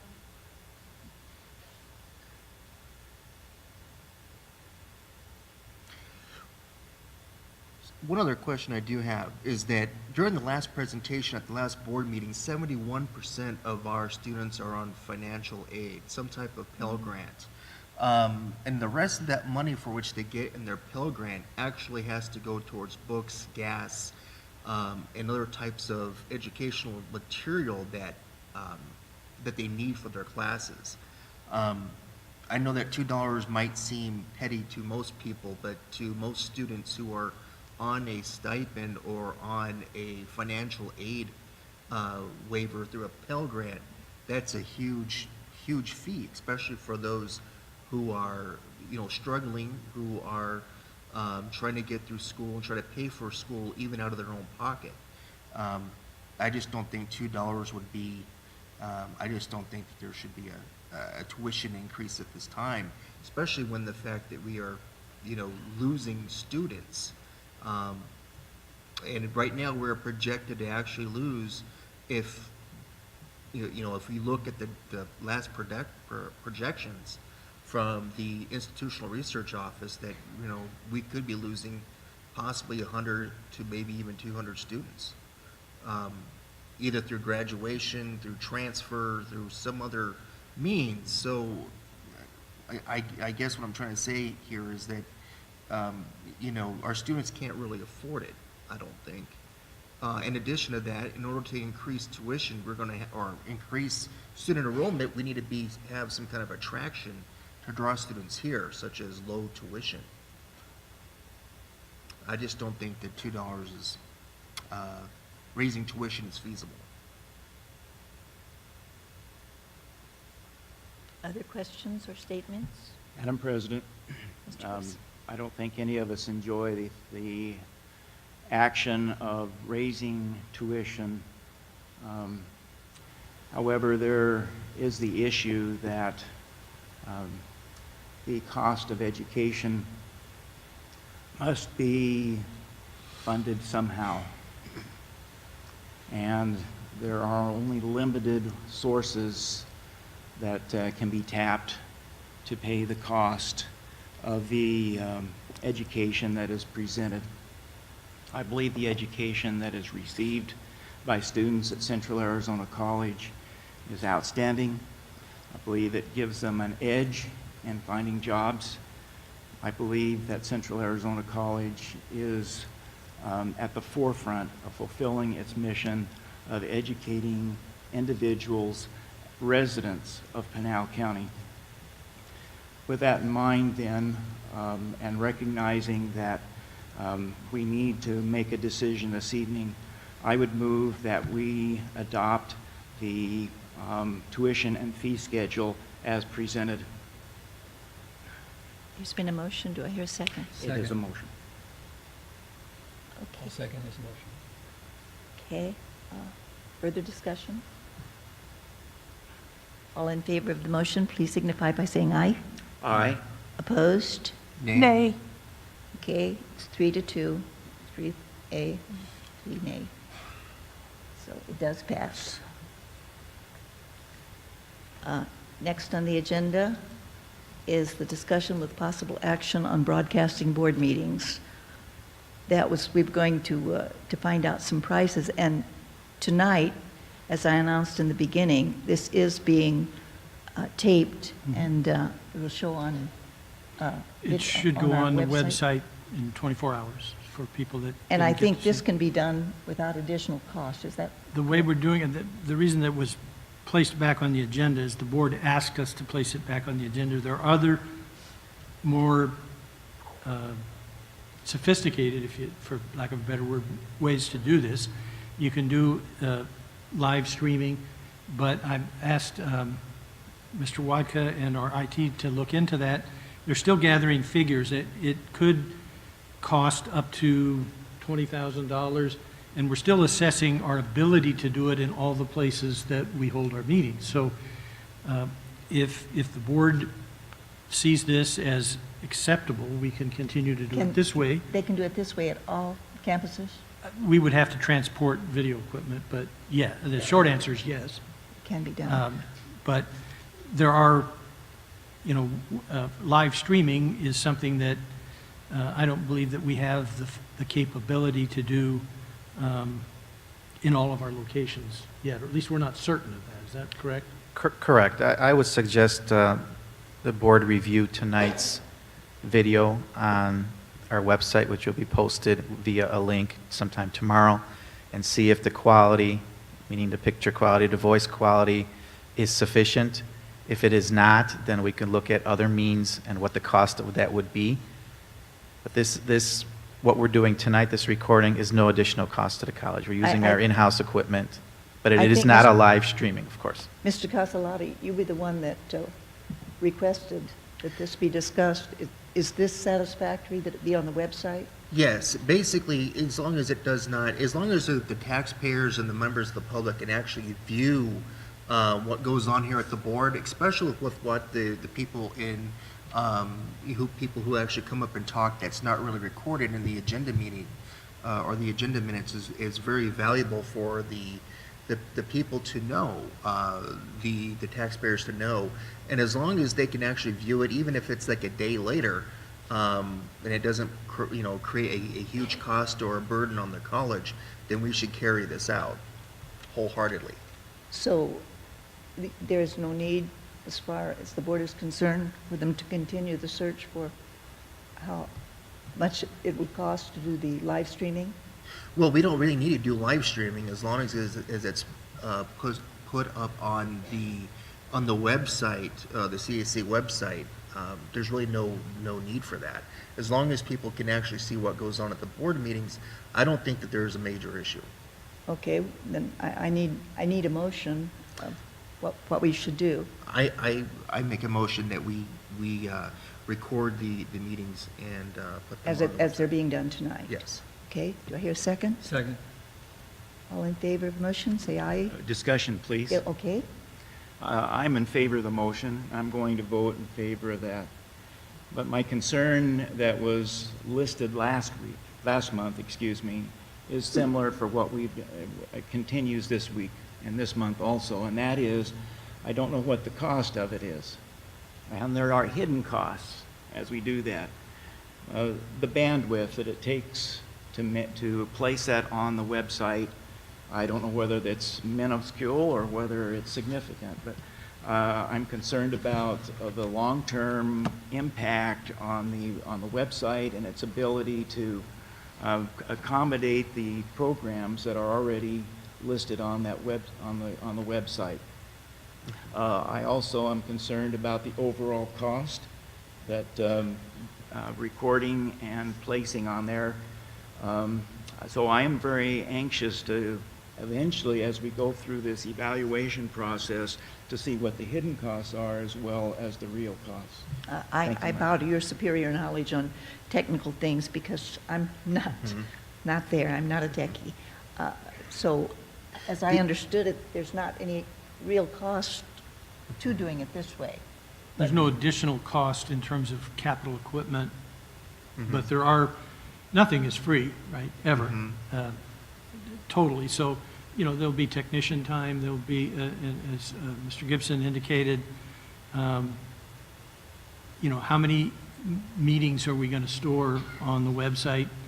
Are we going to take one down every time we put one up and archiving it? There are other considerations, but this is the least expensive way, and, if the board wanted to modify the motion to look at this again in 6 months when we have some factual data on what it's cost us, the time, expense, and have an opportunity to look into, whether this is a memory-hungry kind of an endeavor on our website and slows us down. Again, I'm not vastly technical, so I think that this is working and that it meets the needs of what the board's intentions was when it was asked for. But maybe we want to revisit it after a few months to see if this is that should be continued in this way. Would you like to amend the motion? No, I actually would like to go forward with the motion. No, I would say go ahead, but Well, I mean, to revisit it. add to it that we try it for 6 months is what he had suggested. Yes, we can try it for 6 months. That's what I meant by the amendment. Okay, I'm sorry. Mhm. Yes, I move to amend the amendment. Second. Okay, any further discussion? All in favor of the motion, aye. Aye. Opposed? Okay, passes unanimously. Thank you. Thank you, Mr. Wadka. Next, College Affairs from Ms. Cardenas. Jenny? There she comes. I can't see. Like- Start close. Good evening, Madam President, governing board members, students, faculty, staff, community members. Thank you for having me here to present this tonight. Prior to this board meeting, if you'll recall from the last meeting or meeting before, we made a change. This meeting was supposed to be held at the Santan campus. And after knowing that it was going to be held at the Santan campus, we asked faculty and staff to get together and start to present or gather a presentation for that meeting. So we asked that they continue that. That's the reason that we had our student from Kyra from Santan that came up and spoke. And we have a lot of information to share about the Santan campus tonight. So first of all, thank you to Sean Cornell and the faculty and staff for putting this together. I would like to ask for our faculty, staff, and students from Santan to rise and be recognized. I think we've got a lot of you here tonight. I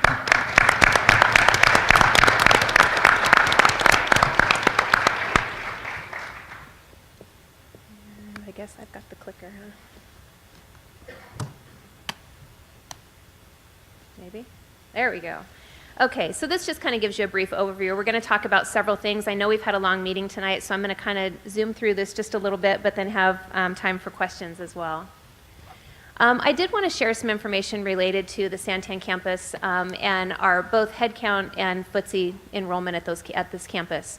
In the past 2 years, Santan has seen a 31% increase in the number of students who are attending CAC. So we currently have an average of about 632 students. Again, this changes every day that students complete classes and register for new ones, but right about 632 students, which is really great for a brand new campus that is that's just starting. The FTSE at that campus has increased by 47% over the last 2 years. So we're seeing some great things in that area.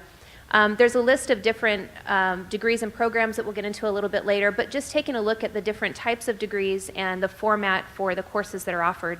There are many different types of programs that are offered in all different modalities, in person, online, hybrid, and ITV as well.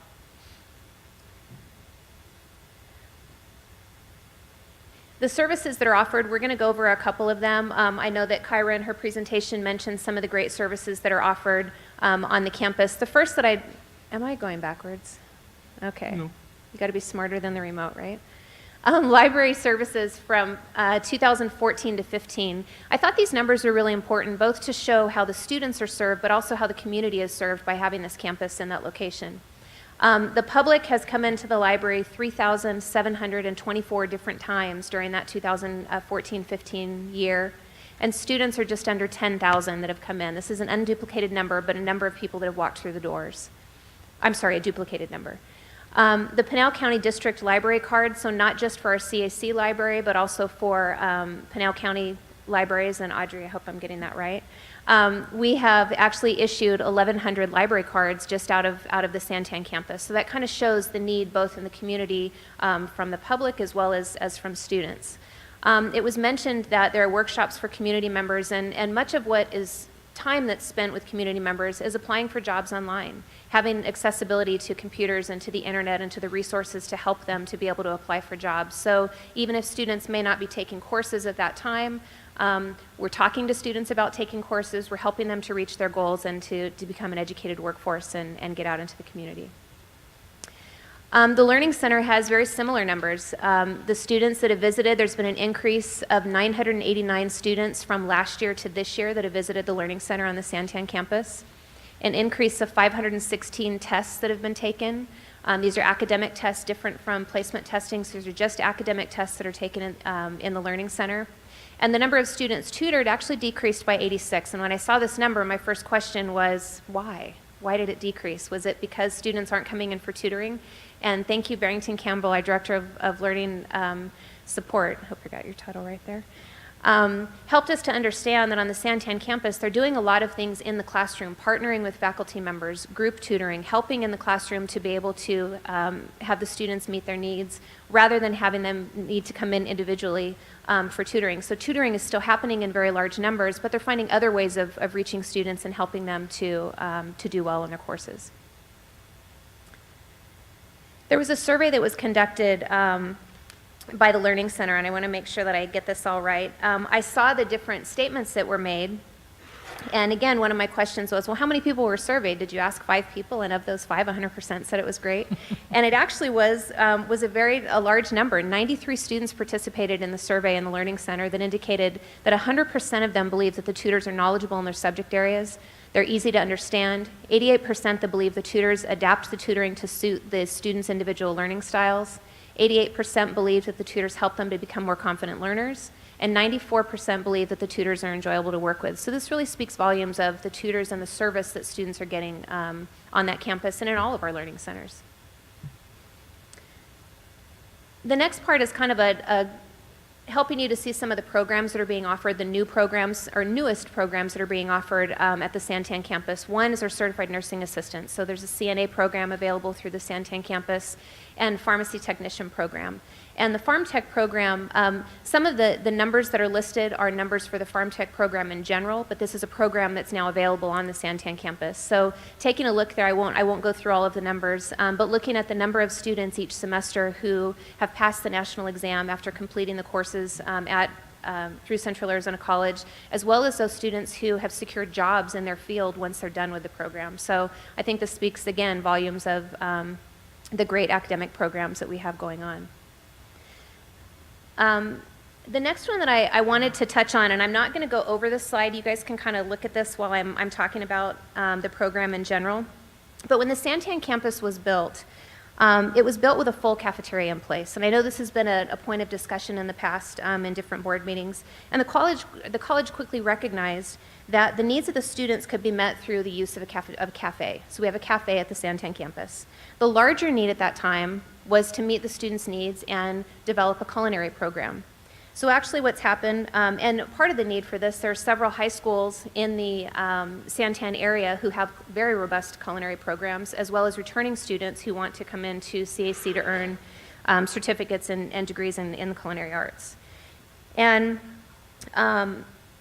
what took place was the cafeteria was then repurposed into a culinary classroom to offer culinary space. So the equipment was being used, the space was being used, just in a different way. So instead of having it open as a cafeteria for students to use while we're just opening the campus, it actually was used for a culinary program. This resulted, as I said, in a robust culinary program that makes use of the equipment and space on a daily basis while allowing rooms up front to be used for community and large-scale events. So many events are held, we'll talk about that in just a minute, in those spaces as well. And I did kind of breeze online just to see what courses are being offered right now in the culinary arts. So if anyone is in the Santan area and interested, they have everything chocolate, which I was really excited about, Italian cuisine, French cuisine, dining and beverage operations, specialty and wedding cakes, food safety, just lots of great courses that are offered.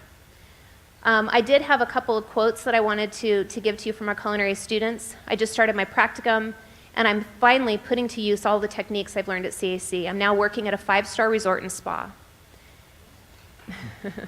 The second is a student. This is my second semester in the CAC culinary program. I love all of the catering we do for the core classes. I feel like my CAC culinary is helping me toward my career as an entrepreneur. And I do notice that we have quite a few of our culinary program students and staff here, so thank you.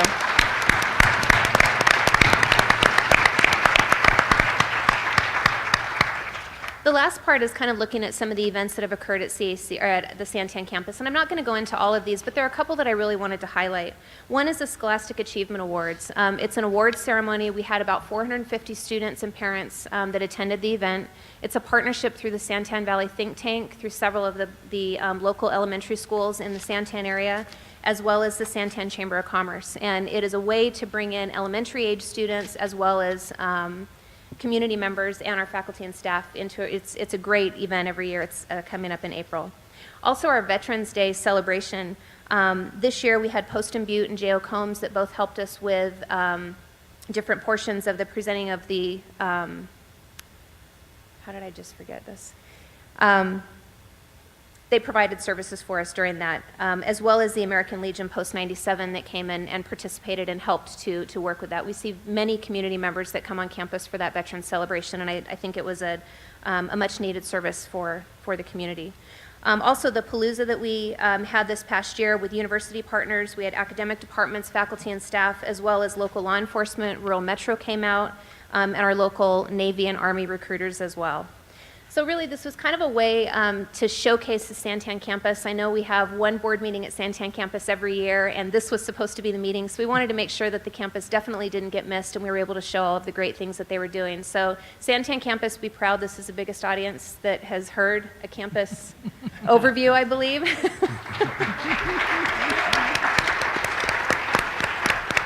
And are there any questions that I can answer for the board? Yes, ma'am. Yes. Candidate. How do you pronounce your new last name? Oh, don't make me say it on tape. All right. Candidate Jennifer. The cafeteria that was constructed at the college, is that being used for the culinary program? Yes, ma'am, it is. All of the equipment and the space is being used for the culinary program. So all of the space that was initially designed to be a cafeteria is now used for the culinary program, and the two front areas that would have been kind of the seating area for the cafeteria are a small and larger meeting space that can be opened up into the space that, for instance, held the Scholastic Achievement Awards of about 450 people. So it's being well utilized.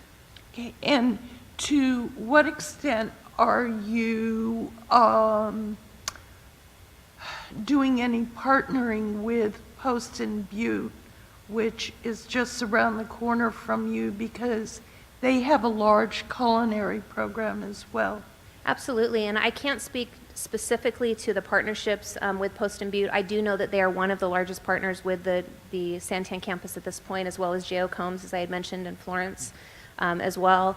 Poston Butte is one of the reasons that the culinary program was important to the Santan campus. There were so many students that we knew were coming out of their robust culinary program that could then feed into CAC's program, in addition, as I said, to the non-traditional students that were coming back. That's part of what led to the need for repurposing that room into a culinary classroom. Thank you very much. You're welcome. Any other questions? Other questions or comments?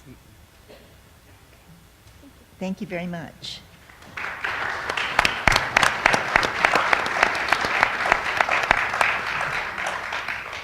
Next, we have Dr. Gilliland with Academic Affairs. Good evening, Madam Chair, members of the board, President Moore, colleagues, students, and guests. I'm here tonight to actually bring 3 presentations from the Office of Academic Affairs, and the first 2 are going to be described a little bit further by our Dean, Dr. Terry Ackland. So it's my pleasure to welcome Dr. Ackland first, and then I will speak at the end.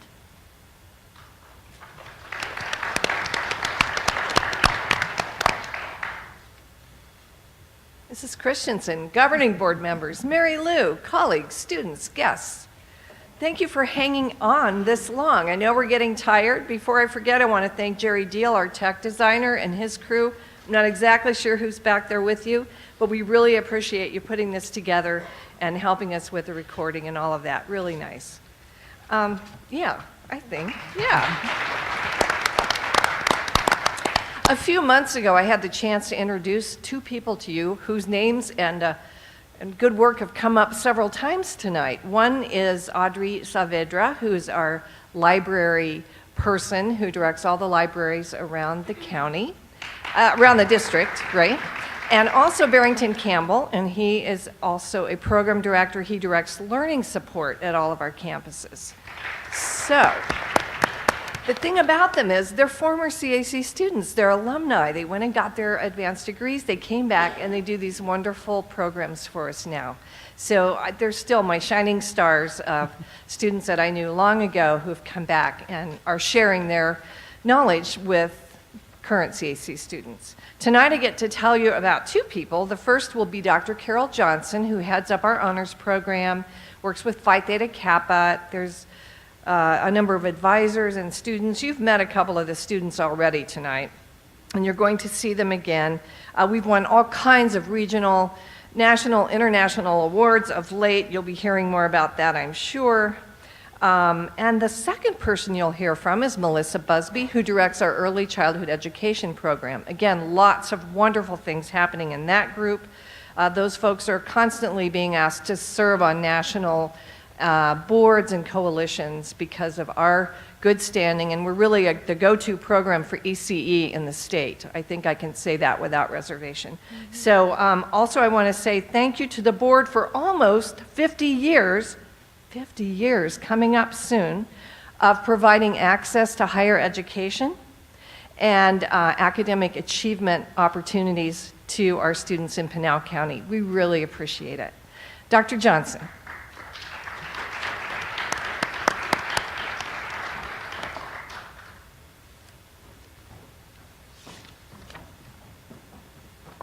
Thank you, Dr. Acklin. Good evening, Governing Board President Christensen, board members, Board Secretary Hernandez, colleagues, students, and community members. I am very honored to speak tonight about the positive outcomes as a result of our intention here at CAC, student success. Every year, students compete to become members of the All-Arizona Academic Team. Winners are awarded full scholarship to Arizona universities to complete their bachelor's degrees. Competition for this scholarship is steep. A committee reviews lengthy applications and scores holistically, looking at grade point average, examples of leadership, community service, personal obstacles, letters of recommendation, and short and long-term education goals. CAC has 5 all-academic team members this year, some joining me here tonight. 3 of those 5 have made it through my honors program as well, and I'm very proud of them. I would like to ask these impressive students to introduce themselves, state the university they will attend, and share what they will study.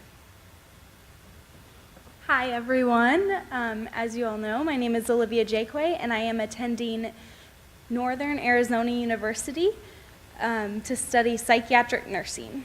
My ultimate goal is to be a psychiatric nurse practitioner and give back to the community here in Pinal County.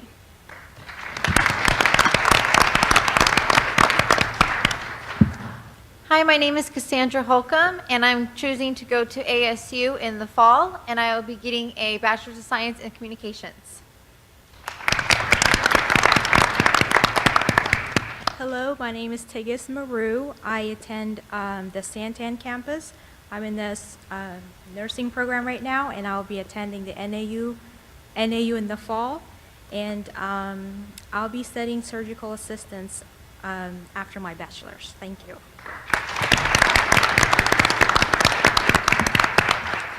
Unfortunately, 2 of our recipients could not be here this evening. Audrey Bimby, also known as the former Phi Theta Kappa Princess, is transferring to the University of Arizona or Arizona State to study government and political science. Edward Aguirre is transferring to NAU to also study nursing. Our Phi Theta Kappa organization, the Honors Society for 2-year colleges, continues strong, and students serve as an excellent representations of this college. Recently, our chapter, Alpha Theta Delta, attended an Arizona Regional Conference at Mesa Community College. The conference included service, workshops, speakers, fellowships, and approximately 120 Phi Theta Kappans from around the state.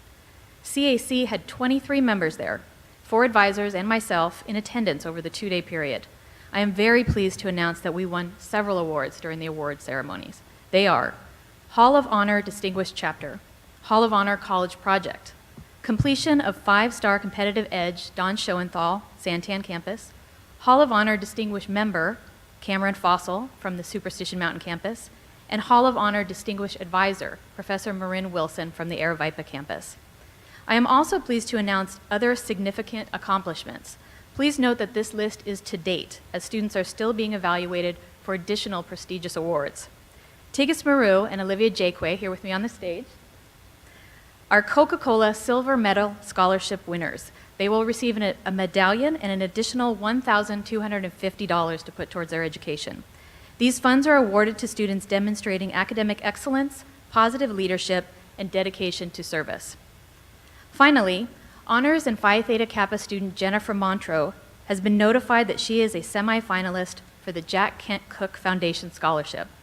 This scholarship awarded to students with demonstrated financial need who are exceeding academically while showing persistence, leadership, and service to others.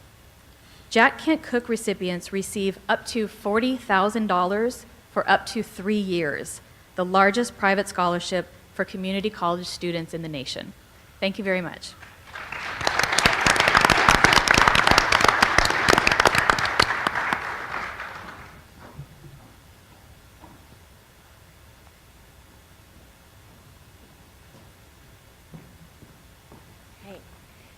Good evening, everyone. President Christensen, members of the board, Dr. Moore, Mary Lou, and all to the fellow staff, faculty, and guests. I'm going to start by saying if I was a really good early childhood educator, I would dismiss you all to either nap time, snack, or recess. But unfortunately, you're stuck just a little bit longer listening to a bit about our early childhood programs. And I'm thankful for the opportunity to share a little bit about our programs with you. And I wanted to start by introducing the early childhood education team here at the college. So they're sitting back there in a row. And I could introduce Vicki Young-Chiverton. Many of you know Vicki. She's been a former Faculty Senate president. She's our full-time faculty member. And Chris Emlet. She is our instructional specialist, and she's housed primarily at this Superstition Mountain campus. And then members of our team who work with the Professional Career Pathway Project, Shirley Harder,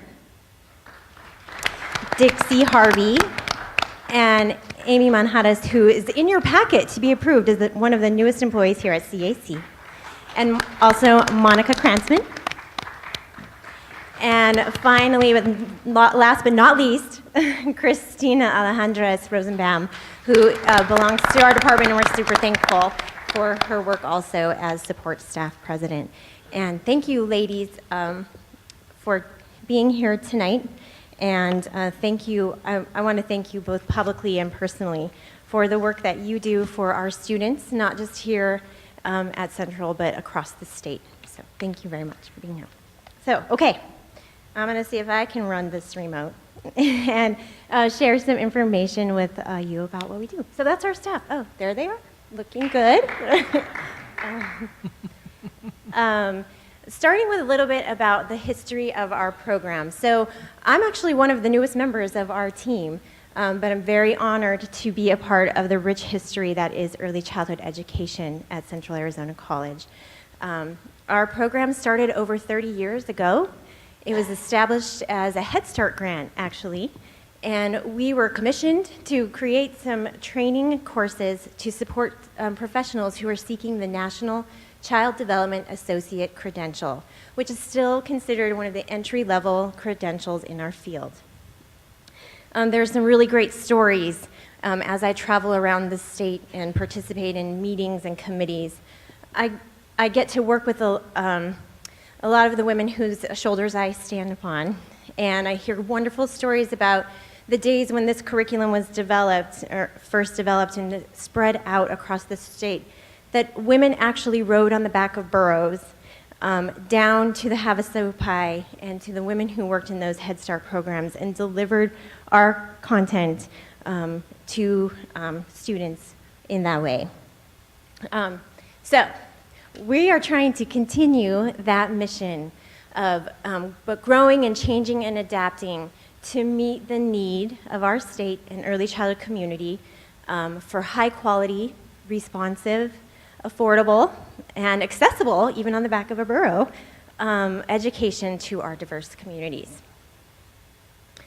To that end, we have developed a mission and vision and core values. I'm not going to read all of those to you, but really our mission is to positively impact our future professionals who are going to be out there educating our youngest learners and supporting their families and working in positive ways in our communities. It's an important job we do.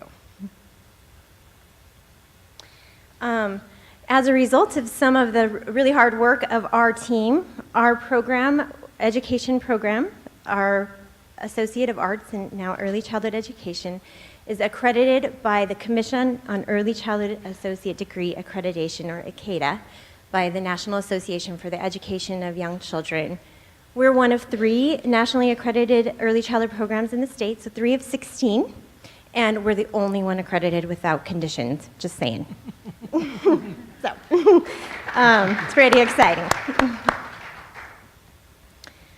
Okay, so our students come from all of the campuses that we have here.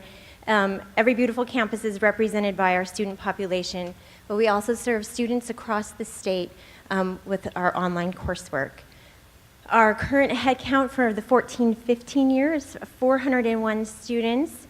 72 of those are full-time enrollment, 16 associate degree graduates in 2014. We've seen an exciting shift in our student demographic recently. Our program was started originally to educate people already working in the workforce, and we've seen an exciting trend to having younger and younger students to a more traditional demographic, in addition to continuing to support those already working in the field. Our students can still pursue pathways for the National CDA credential. They can pursue certificates of completion in early childhood education or specialize in infant toddler care, which is a specialty, actually, and family child care. And we have 2 Associate of Applied Science degrees, and our most recent degree is our transfer degree, an Associate of Arts in Early Childhood Education. We have a number of articulation agreements that we've been working on to renew and revise with our revised curriculum. We have transfer pathways for students both pursuing the Associate of Applied Science and the Associate of Arts degree. We have agreements worked out with Arizona State University, Grand Canyon, the list is up there. And we are really excited about the fact that we can provide transfer opportunities for students who are both interested in being certified teachers for birth to grade 3, or those who don't need teacher certification and who work in other settings with children and families. Okay, so that's moving on to some of the other projects and initiatives that we are working on in our department. First and foremost, the Professional Career Pathway Project. It's been around since 2000, and it is funded by the Arizona Department of Economic Security, and it is a statewide scholarship program in collaboration with 16 different community colleges with early childhood education programs. We're currently serving over 400 scholars, and we funded over 4,000 tuition units this year. So. And over the 15-year history of the PCPP, as we call it, here at the college, and I didn't want to be outdone by not having charts and graphs with numbers, so thanks, Shirley, for those. So our number is the total revenue that the PCPP has contributed to CAC in its 15-year history is over $1.6 million. And our current contribution in this year is $55,000. Over $55,000, and we have 169 early childhood education scholars receiving scholarship funding to attend Central Arizona College.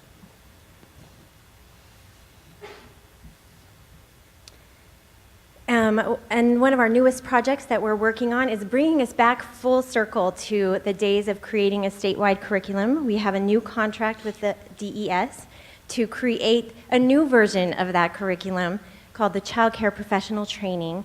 And it is an entry-level training that will be delivered across the state through an IGA with Central Arizona College. So we will, again, have the opportunity to continue to lead early childhood education in our state. We are also really thrilled about this partnership in our department. Last year, we completed an RFP process and have a partnership with the Easter Seals Blake Foundation to reopen the 2 child care centers at CAC, one here at Signal Peak and the other at Superstition Mountain. And these centers provide high quality early learning and care for children, full day, full year. And they are also serving as laboratory sites for students to enhance hands-on coursework. So far, they've only been open for 8 months, and so far we've had students from both education, special education. We had diesel mechanics coming and singing holiday tunes to the children. We have had members of athletics come and do activities with the children, and nursing students complete developmental screenings. And most importantly for our department, providing quality practicum sites for our students. So it's a great partnership, and if you know any children who need wonderful care, send them our way. Okay, so our team participates in a lot of different local, state, and national committees and boards. I'm not going to read that list to you, but we're busy and we're doing our best to be out and about representing Central Arizona College wherever we can. This September, we wrote a proposal to the White House Initiative for Educational Excellence for Hispanics, and our proposal was chosen as 150 commitments to action to help support Hispanic students in early childhood education. So our commitment involves creating a cohort of students and supporting them in completing either the CDA, a certificate, or a degree in early childhood education by providing additional advising supports for their successful completion.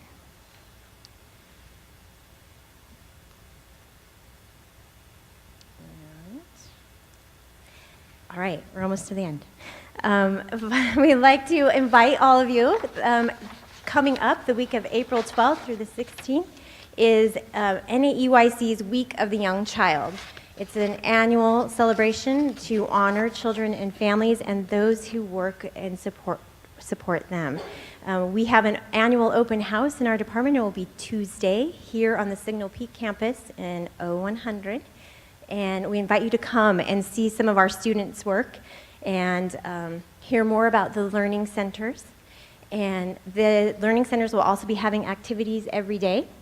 We'll be having our advisory board meeting, and we'll be sending out daily news blasts to you, sharing information about the importance of the early years as learning years and celebration of our youngest learners. Okay, so that brings me to the end of the slides, but I wanted to say thank you to our dean and to our vice president for allowing us the opportunity to share about our programs. And I wanted to thank the administration and governing board for your support of early childhood education at Central Arizona for these many years. It's important to me personally. It's important to the future of our county and our world, and we thank you for your support. So, any questions?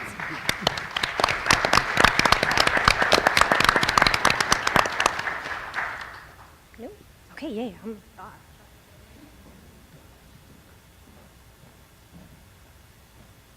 So thank you to both Director Melissa Busby and to Dr. Carol Johnson for wonderful presentations. I think I always feel so honored to work with a lot of talented people who are also very, very dedicated to our students, to the community, and I think these two programs highlight that it's not just a few individuals who are being successful and working hard, but that their reach is far into the community, working with early childhood education, reaching through into the community. This is really a work of love and of dedication and looking towards future generations and really improving the community itself. And our amazing honors students who are going on to do great things and already have brought in a lot of scholarship money, but it represents a lot of hard work on their part and on the part of their teachers, their Dr. Johnson, who guides them through the honors program, and Phi Theta Kappa and our other advisors, and their dean, Dr. Terry Ackland, who also works with great dedication with all of this group, as do all of our deans. So we have a lot of people who are really dedicated to the work of making a difference and improving life for all of us in the future. Okay, so I now get the boring presentation, and I guess that's my job as an administrator.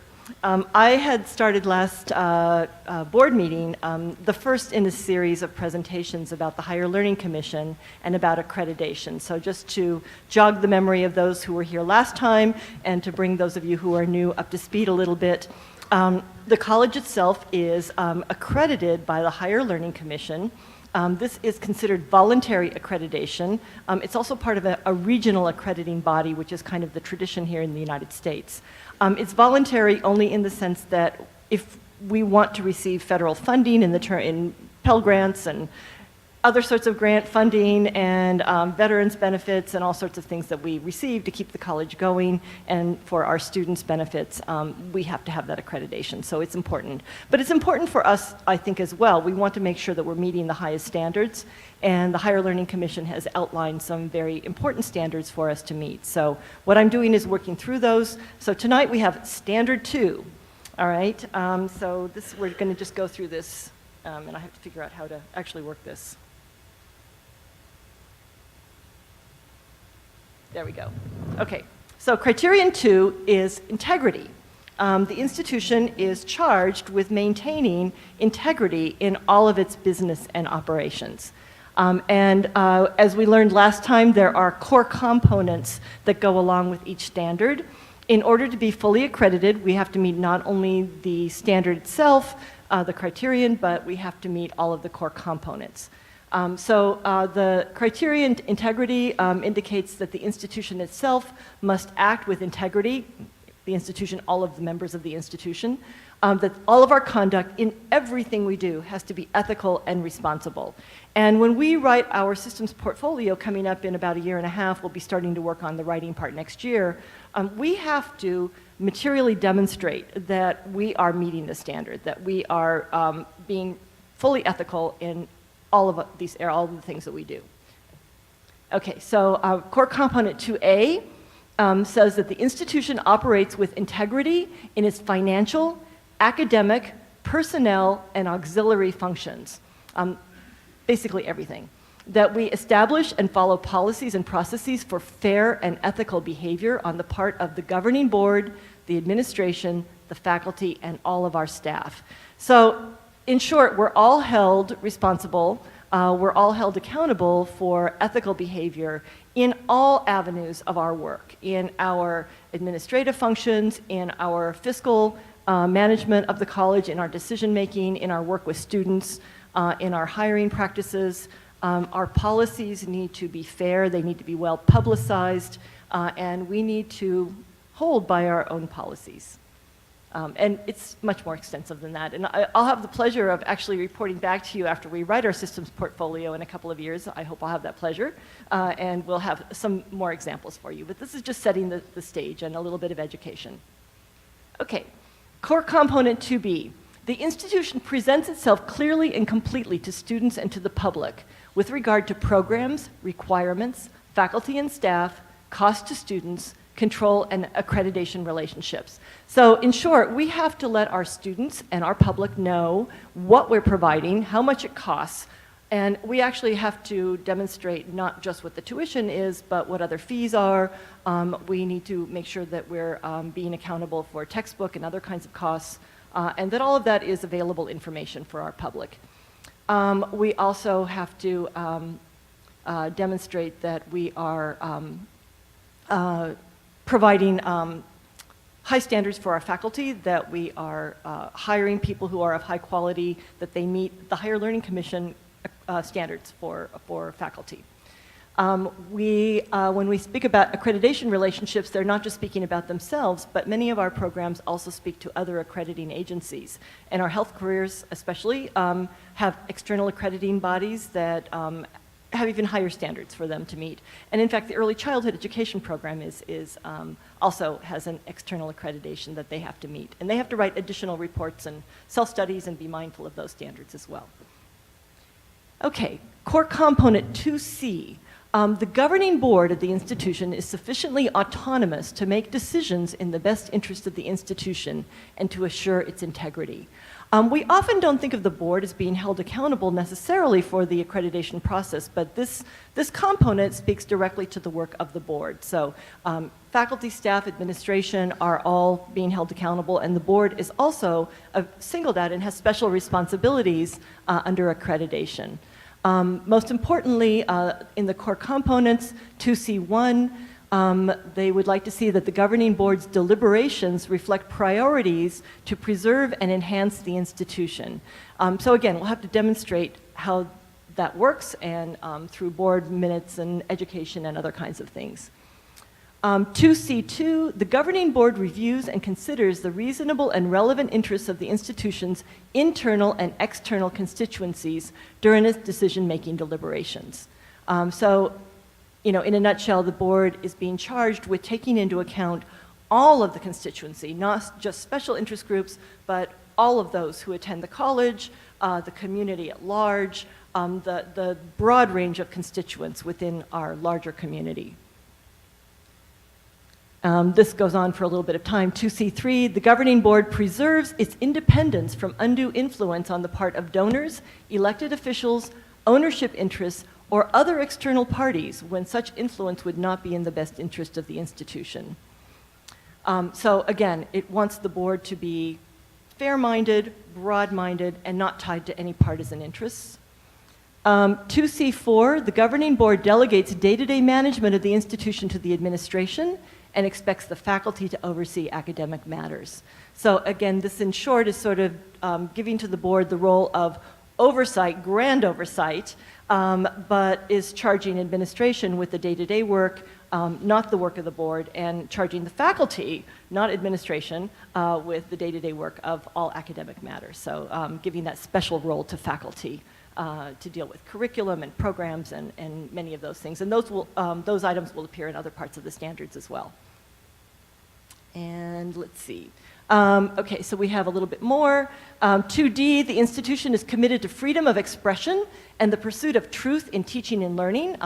We often refer to this as academic freedom, but it's a very, very broad category.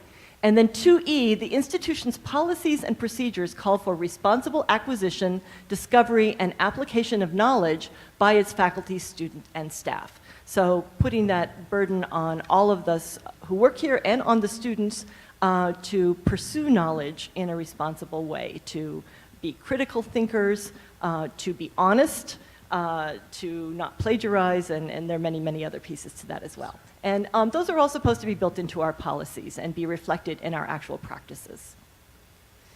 Okay, 2E gets a little bit more breakdown. The institution provides effective oversight and support services to ensure the integrity of research and scholarly practice conducted by faculty, staff, and students.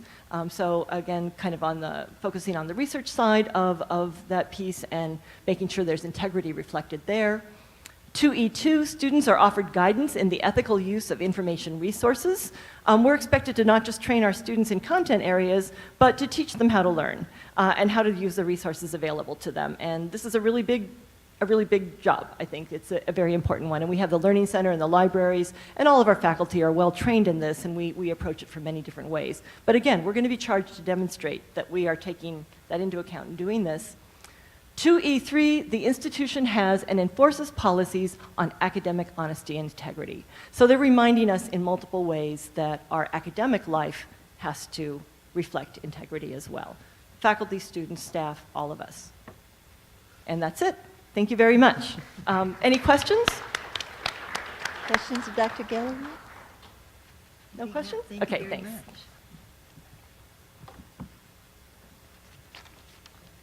Okay, now to the audience. We are going to have an executive session. We are going to leave rather than asking you to leave, but there will not be very much after this. We have the consent agenda and then the adjournment. So if you want to stay, you're more than welcome. If you want to leave, be very careful on your way out and on your way home. And thank you all for being here. Now I would take a motion for moved. executive session. Second? Second. All in favor? Aye. Okay, we're in executive session. Okay, can I hear a motion to get us back into regular session? Move that we go back into regular session. A second? Second. Okay, all in favor? Say aye. Aye. We're back in regular session.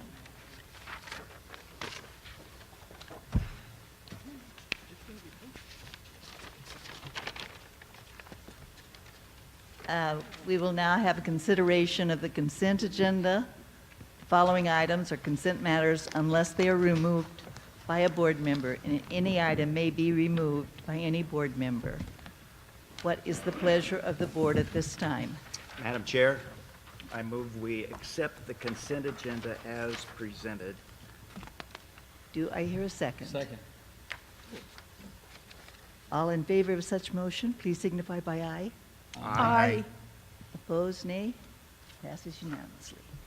Okay, our next board meeting is the Aravaipa campus on April 19th. We will now have the submission of travel vouchers. 6:30.